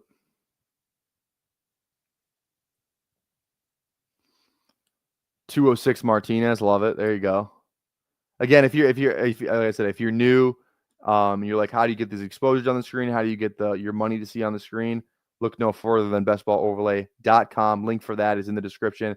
Takes literally 2 minutes to set up on your computer or your laptop. Either one works. Use code PPR Tyler for $10 off each month. $30 with my code a month. So you're saving $10 a month. And like I said, if you're drafting with any sort of volume, in my opinion, this thing is a must-have. So again, bestballoverlay.com. Use code PPR Tyler for that. I'm so happy I get to draft for this thing the entire off season. So, oh, look at that. There we go. Best ball overlay for money. Yes, I am. It's the brand new update. That's the thing about this too, is like they're constantly updating this thing, like constantly updating it, which is awesome. Awesome. Hey, off the schneid, what's going on, baby? What's that mean? What's up? Those numbers are gonna make you sick when you're 130. Yeah, 130 BBMs in. I won't be 130 BBMs in though. I don't have that. We live in the volume streets. We live in the puppies and the chihuahuas and the pugs, you know, in the whatever other dogs they got. Kenneth Walker is not even close for me. Nice little drop on there too. So we'll take K-Dub. Come on, and drop. Oh, sorry, I'm Canadian. Oh, yeah. If you guys haven't checked out Off the Schneid, I was in his chat earlier. Go check him out. He was talking a little U.S. Canadian hockey. Thursday, big rematch for U.S. Is it still in Canada? Because if it is, that's BS. It should be in America. Where is that game being played? Is it still in Montreal? Because if it is, that's horseshit. Look, I'm from Minnesota, state of hockey. It should be in Minnesota. It should be at XL Energy Center. That's where it should be, in St. Paul. That's where the game should be. You guys lost, so you don't get home. You don't get home ice advantage anymore. So, God, why is it? That's BS, dude. It should be a home game for the Americans. This literally has the feel of not the 1980 Miracle team. This is literally what it feels like. It's literally what it feels like. A lot of beef between these two teams. A lot of beef. We invented the game. I don't care. I don't give a rat's ass. Fucking Ohio invented football. You don't see them hosting the Super Bowl in Canton every year. I guess they do the Hall of Fame game in Canton every year, but that's neither here nor there. That's neither here nor there. All I'm saying is, and again, we're gonna go on a hockey rant a little bit here. If I was a Canadian, I'd be embarrassed. Hockey is like the 4th, 5th most popular sport. If you're a kid, you're growing up. Yeah, it's bigger. Like it's like probably number 1 or number 2 in Minnesota, but Massachusetts is the same thing. All that kind of stuff. But if I'm a Canadian, I'm embarrassed.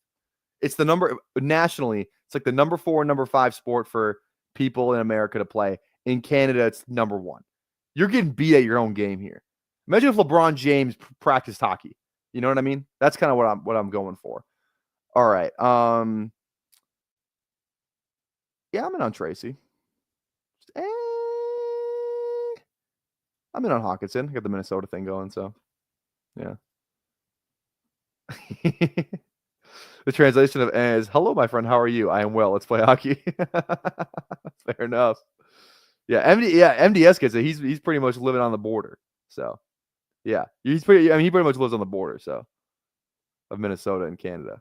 But that's all I'm saying. It's like I said the same thing. When England tied the US in the World Cup, everyone who grows up in England plays soccer.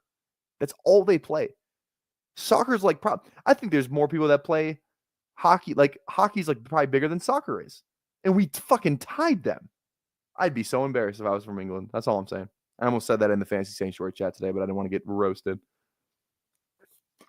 America's just the best, man. We're just the best at everything, you know? And if the Americans lose on Thursday, you know what I'll say? We weren't even supposed to win this game. It's our 5th most popular sport. We weren't even supposed to win. But guess what? If they do win, full send in it. It's just the way it's the way of the road. It's the way it works. Hockey State representing. Exactly. There we go. Are you up by War Road? War Road's unreal. War Road is unreal at hockey. I used to score every hockey game for an app in Minnesota. So I was in charge of gathering all the scores. War Road is like they're a single A team. They're beating all these double A teams, and then they lose. They had an undefeated season in 2022, I think it was, or 2023, and they had an undefeated season, unbelievable team, and they lose in the championship in OT. Insane to a team that they definitely should have beat, which is nuts. America has an unfair advantage in sports competition because they host the most pro leagues. I get what you're saying. Population-wise, too, I could see it. But, like, all I'm saying is, like, well, like, but, like, half the nation isn't playing, like, it's basketball, football, baseball. Those are the top three that, like, if you're growing up and you're trying to go pro in a sport, like, those are the top three. Like, that's where our best talent goes to. All of our best athletes play those sports. Then it's probably hockey and so, hockey or soccer, right? And then again, it's totally dependent on where you go. Because you go to Minnesota, it's like everyone in Minnesota is doing. It's like hockey and basketball, probably the big two. And then you go to Massachusetts, probably a lot of hockey there too. You know, those state, Wisconsin's probably, you know, got some hockey. Same thing with the Dakotas, all that type of stuff. So just it depends. But like if you're in Texas, right, it's probably every other sport before hockey would be my guess. Again, I've never been to Texas, so I guess I couldn't say for sure, but that's just kind of the vibe that I get on it. But all right, one pick away here. I mean, I'll take a falling Ayuk. I could be in on that. I don't like the running backs here. The quarterback doesn't stack up very nice, so let's just do it. Let's just take a little Brandon Ayuk. Hell yeah.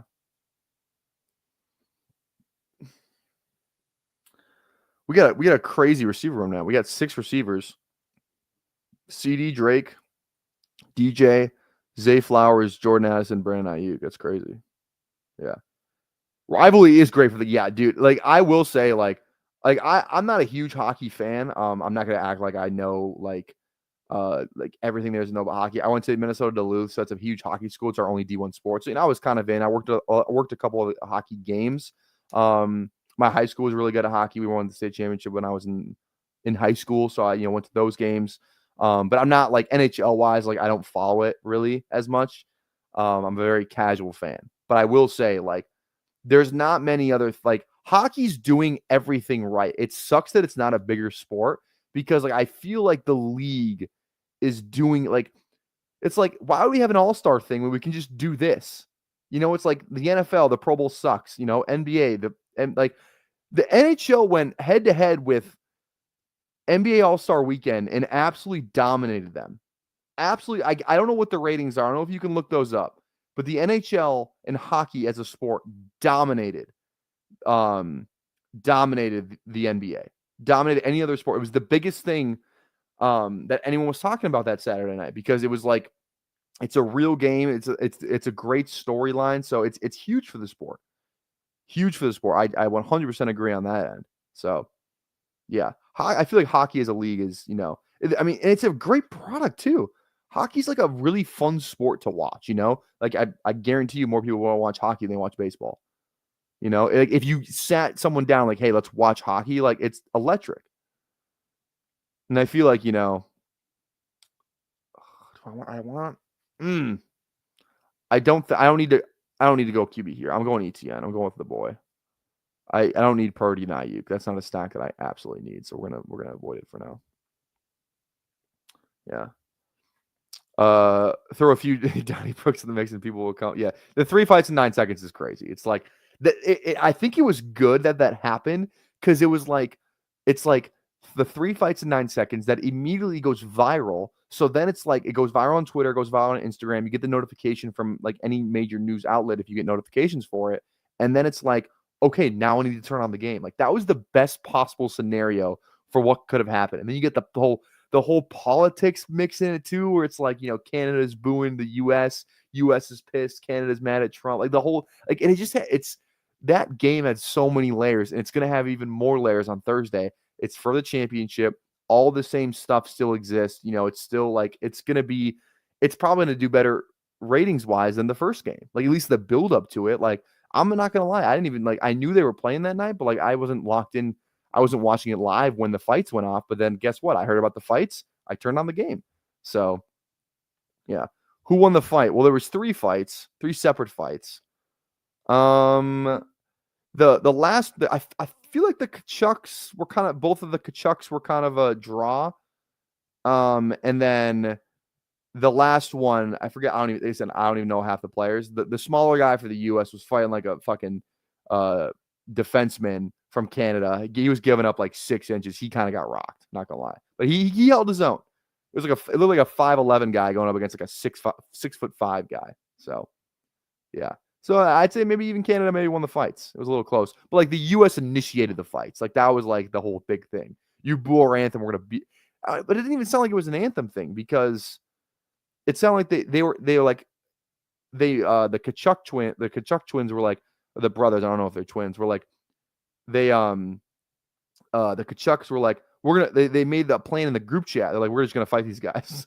So I don't know if it was the booing thing because the booing thing absolutely happened at the game and they were kind of talking about fighting beforehand. So I mean we get Purdy on the way back around. We were thinking about taking him last time, so it's a pretty easy decision for me there. We'll stack it up. Nice value on that too. What we get? Yeah, a little 16 pick value. Yeah, we'll take that every day. 16 pick value, and it's correlated. Yeah. Yeah. Not a winner in most fights. Yeah, for sure. Fans are always the winner in a hockey fight. Exactly, right? It's like, yeah, I don't know. It's like you want to see fights. Like when the NBA has a fight, and it's like they barely have any fights. Their fights is like a little shove, and it's just a bunch of like shoving. No one's really throwing real punches in there. I feel like if any pro, like I feel like baseball has better fights than the NFL. You know, like every once in a while you'll get the Myles Garrett, like Michael Crabtree, Talib, like that kind of stuff, like where it truly is like an insane brawl, but or like the Andre Johnson, Cortland Finnegan type situation. But the MLB, like they actually like throw like you got the Batista Roughneck Odor thing, another L for Canada on that, by the way. But then you got like that Amir Garrett pitcher for the Reds. Like he would just get in a fucking bunch of fights. So it's like baseball fights are actually, I feel like fun. You don't like baseball fights? I think baseball fights are freaking awesome. I love the baseball fights. I think those are sick. Baseball fights are awesome, man. That's just me though. All right. We are at 36 likes. Again, if we could get 40 likes on the live stream, I'd very much appreciate it. Four likes away. So toss a like on the live stream if you'd be so kind.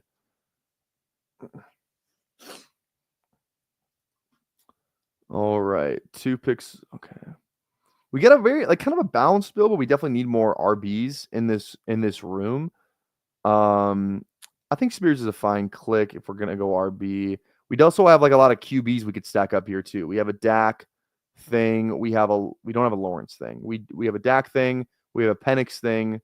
Feels like we actually kind of need to grab one of these guys right now. Penix goes. We're gonna go Dak. I have 1.2% of Dak, and we have CD, so I kind of need to do that. Well, hopefully we just hit on our rookie running backs later in the draft. That's kind of what I'm thinking. Yeah, Nolan Ryan. Like you can find some really good fights for the MLB. Do you guys remember Amir Garrett fight? Let me type this in. He has like a highlight tape of all his fights. I want to see if I can find it on YouTube. I know I've seen it on like Twitter before. Let me see. I think I have it on like Twitter or something. I could have swore that I do. Maybe you have it on Instagram. I'm gonna try and find this thing because that stuff is crazy. Look, I be riding through my old hood. It's like a video. It's like F it, Amir Garrett highlights. It's actually crazy. That guy would just get in fights with everybody. I'm gonna find this video. Give me a sec. I'm gonna find this thing. I think I have it saved on Instagram. I want to say. I don't know why I think that, but I think I do. Here it is. Found it. Okay, now I just need to get this. Can I send it? Can I copy the link put it on my Twitter? If I DM it to myself on Twitter, because I don't think I'm logged into my Instagram on laptop or my computer.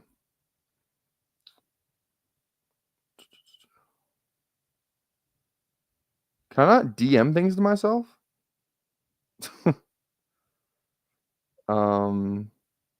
Here, I'm just gonna send it to Aaron. I'm just gonna send it to you so that I can open it up on my. Yeah, Aaron, I just DM'd it to you so that I can open it up on my Twitter on my computer. I think that'll work better. There we go. Now if I hit open on this, it should pull up, right?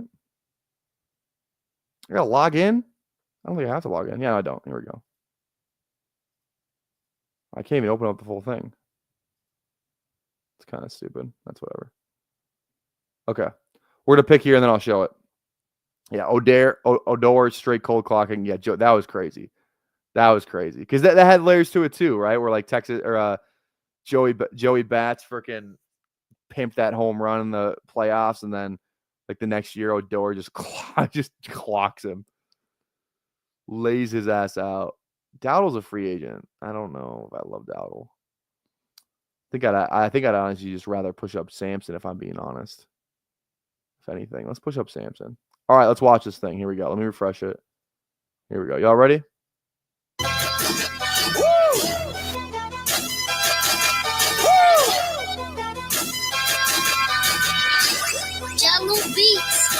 Look, I be riding through my old hood, but I'm in my new hood. Same old attitude, but I'm on that new shit. They say they gon' rob me, see me never do shit, cause they know that's the reason they gon' end up on the news clip.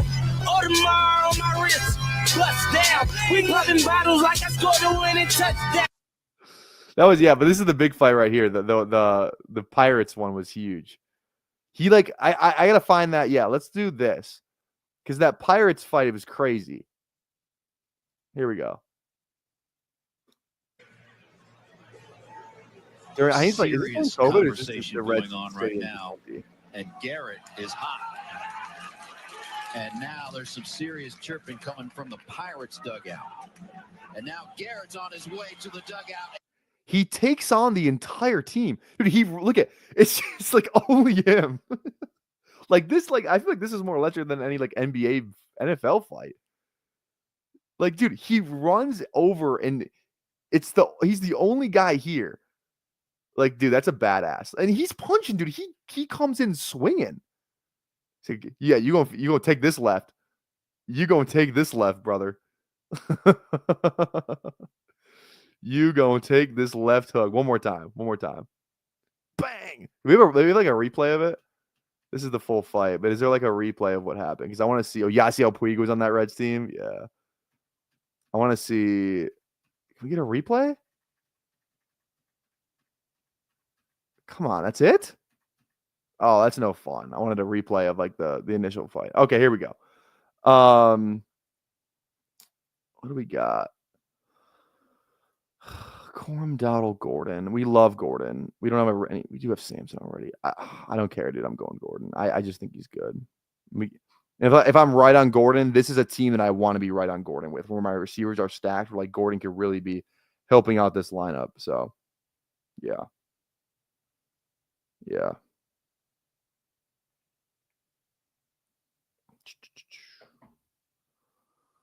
Okay.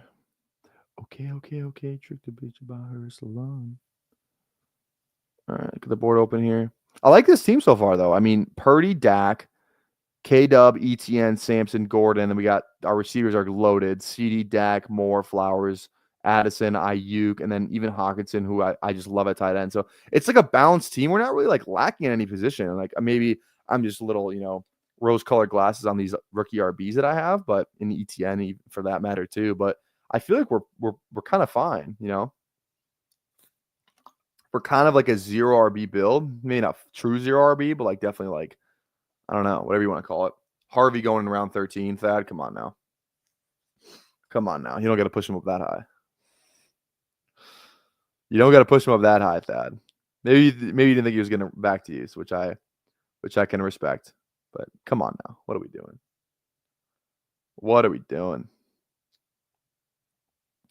Look, I be riding in my old hood.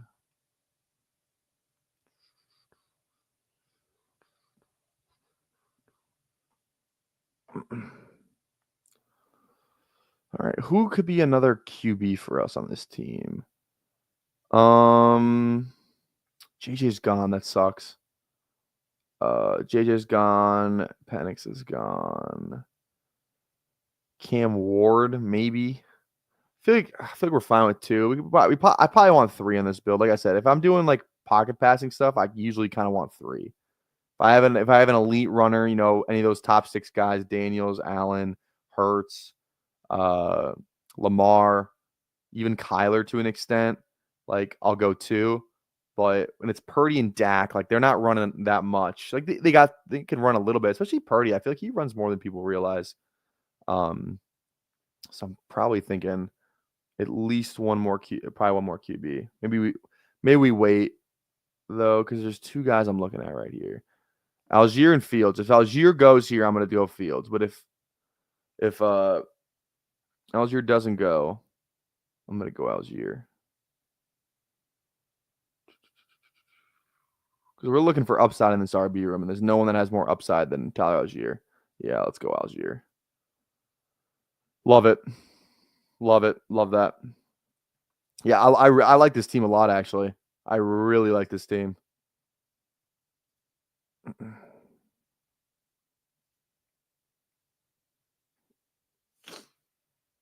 Again, tomorrow, if you're going to be around tomorrow, we will be having Nez on the stream. Just confirmed with him today, so that's locked and loaded for tomorrow.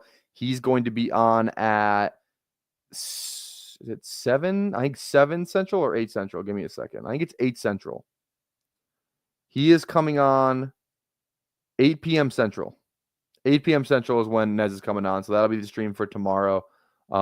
As much as I want to talk baseball with him, I'm going to keep it football because he's a great baseball guest to have on because he's locked into baseball way more so than myself. I am going to ask him. I'm going to ask him a couple baseball stuff, but we're going to do a football draft. I know that's what you guys want him for, so that's what we're going to do. I'll talk baseball with him maybe off stream. So those baseball drafts, the dinger, it's kind of hard to fill. Like especially like at night, if you're not like 2 away, like you're probably sitting there for like a good 10-15 minutes. Baseball drafts are hard to fill. Not as much hype around the baseball than there is around the football, obviously, but I don't know.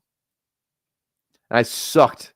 I did I think I did 3 baseball contests, baseball best ball contests last year on Underdog. Did 3 season long, just to it's for a little something. I think I got like 11th, 12th, and 12th in the 3 pods that I was in. So not great. So definitely don't be taking the baseball advice from me, because especially best ball, because I must have no idea how to draft that. Hoping to get around like 15 dinger teams though. That's kind of my goal. Okay, quarterback wise, green beans on the clock. Okay, Penix and May. It's kind of a fun team, fun QB room. I think I got last in the 1 college football draft I did last year. I guess just drafting cool names wasn't a good strat. Yeah, college football is so much different too because there's like 90 teams, and you got to like know like the depth chart for all of them. So like, it's if you know college like I feel like if you are locked into college football and you're following the transfers, the players who are not just draft eligible, but like the freshmen who are playing well, the sophomores who had good years. Like if you're like a really locked in college football fan, I feel like that contest would be like the one where you could really have an edge over everyone. Because the NFL, there's 32 teams, everyone knows the players pretty much, right? Whereas like college football, I think it's just the Power 4 teams and then like Notre Dame. Because I remember Genty wasn't in the player pool last year. I was pissed about that. But so it's like, all the Power 4 teams and then Notre Dame. So that's like what? That's like at least like 40 to 50 teams in there. And it's like, and it's not really well known. It's like, can you name the starting running back for freaking, Arizona this upcoming year? It's like, probably not. So it's just like one of those things where like, if you are locked into college football, I feel like you could really your chances of winning are probably a lot higher than like me who like, yeah, I enjoy college football, but I can't really tell you much else. So I don't know. 15th round Turpin. There we go. Love it. Love it. I love Turpin.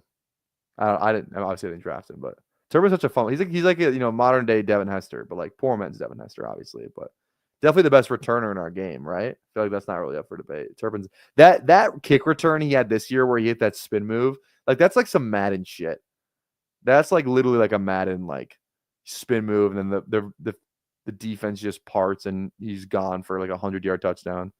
Turpin's awesome. Wish he was better at real football. Wish he was better as a receiver because that guy's awesome. All right. 3-5-6-1. Probably chill on the running backs a little bit. We have 5. Probably got to end with this receiver room. We could legitimately end with 7. Probably got to figure out tight ends here soon too. Fannin. I think I definitely want some more shares of Gray. I have 17% JT Sanders. I don't know if I want that much. Gesicki, I think I could be in on. And then obviously the rookies. So yeah. Come on, and drop. Well, let's see. Is my guy there though? Yeah, I mean Giddens is there. How do I not draft him? How do I not draft him on this team? Somebody tell me I can't draft him. Otherwise, I'm going to. Hopefully somebody takes him because I don't want to draft him, but if he's sitting there, I might have no choice.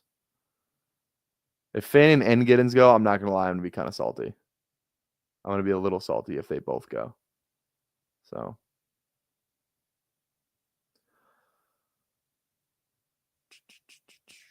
I hope Giddens just goes to the Vikings. If Giddens goes to the Vikings, I'm going to be a rich man. That's that's like the fun part about okay, let's just do it, man. I mean, Harvey got taken, and like now I can end at 6 running backs. Like I feel good. We kind of pushed running back. We didn't take our first running back till pick 67. I'm fine with this room. Half youth, half vets. It's fine with me. Quarterback feels solid. Receivers feel solid. We got a guy that I really like in Hawkinson up top. So I really like this team. I legitimately feel like we don't have any weak spots, like any weak position groups on this team. So kind of got all my guys in the running back room. So that's kind of why I feel like that. But bang.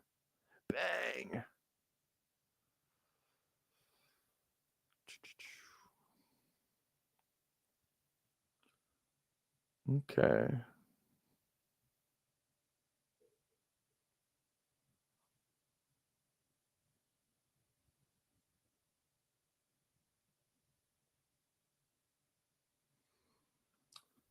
Yeah, I have a feeling the Vikings will pull the trigger on round 1 Henderson.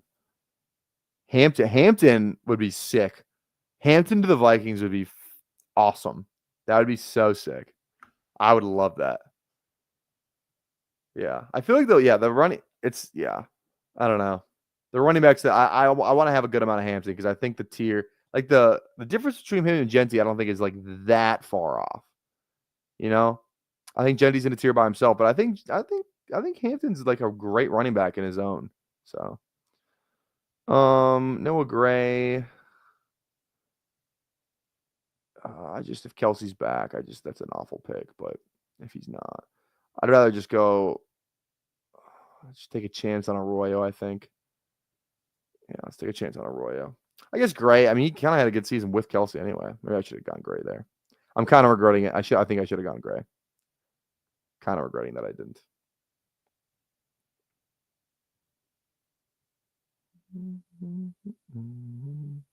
Yeah, Brashard Smith comes off the board too. Sean Tucker, yeah, this guy is really getting his guys. Ray Davis in round 11 too. Like Ray Davis doesn't normally go there. Yeah, this guy he's not afraid to reach for anybody. Not at all. Yeah, Puka over Jameer. Yeah, I mean, yeah, fair enough, man. Fair enough. Take your guys. Let's get your guys season. A lot of people like Bashul Tutton. I think I need more of him. I may have been wrong, Who Hames. I know you like him. I may have been wrong. Think I need more of him.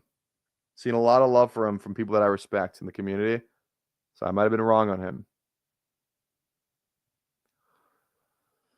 Oh, late 50s, then nabbed a bunch of Devontae Adams early on, then Kamara, now Hampton, love them all. Exactly, yeah. 100%. Wonder if Pitts gets traded.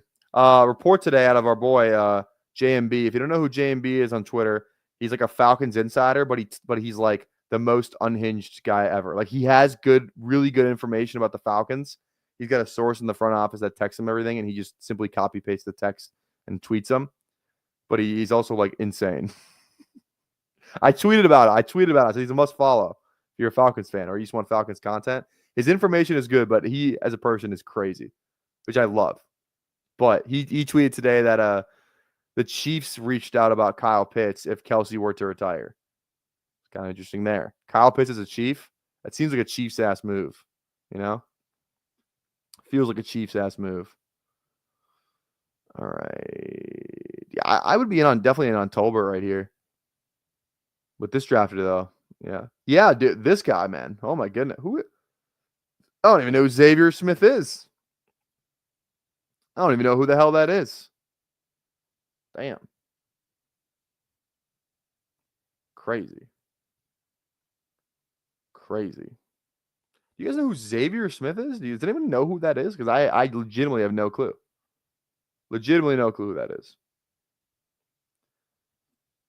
Pitts to the Chiefs would be the opposite of a soft off. Yeah, dude. It's so like is Pitts gonna get the steam again this year? You know, like I could the rookie year has the steam, right? Second year in the league, coming off the great rookie year, he's got the steam. Second year in the league, disappoints by all measure. Arthur Smith comes in. It's Arthur Smith's fault. It's Jonnu Smith's fault, right? Last year was year 4 in the league. It's like really no excuses for why he was as bad as he was last year. And now but he was still high up in ADP last year. Still like what, the tight end 6 off the board, tight end 7 off the board, something like that. So now it's like year 5. Could he sneak his way up into the top 10 tight ends if he gets traded to like a team like the Chiefs? Could he do it again? Just when you thought you were out, can he pull you back in? Can he pull the entire community back in? I saw a PFF graphic today that said Kyle Pitts is a sneaky buy low. Like we're already hearing the drum beat. Where Pitts is going now, I'm in. Yeah, where he's going now, I'm in. But I'm saying like does he get I'm in too? I agree. But like if he gets in this Njoku range in round 9, he's around Warren. Can he fool everybody again? Can he do it again for a 5th consecutive year? Can he fool everyone again? It would be an unprecedented run. An absolutely unprecedented run out of the boy Kyle Pitts. I'm here. I'm rooting for it. Let's go Michael Wilson. And I'm not gonna lie, my dinner is ready downstairs, so I'm gonna go get that right now. I'm just gonna queue up some guys that I like. I think this guy from Iowa is actually kind of sneaky. No, where's the Notre Dame guy? What's that guy's name? Oh, I'll recognize it when I see it. Oh, what is the Notre Dame name? Notre Dame guy. Did I miss him? It's not. Where is he?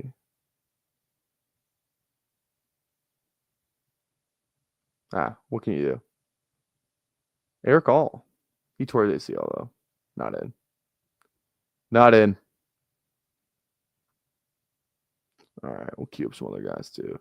Taysom Hill's gonna get cut too. You hate to see it. All right. That's gonna do it for me today. Again, we'll be back tomorrow at 8 p.m. Central with Nez from the Badge Bro. So make sure not gonna want to miss that stream. It's always a fun time.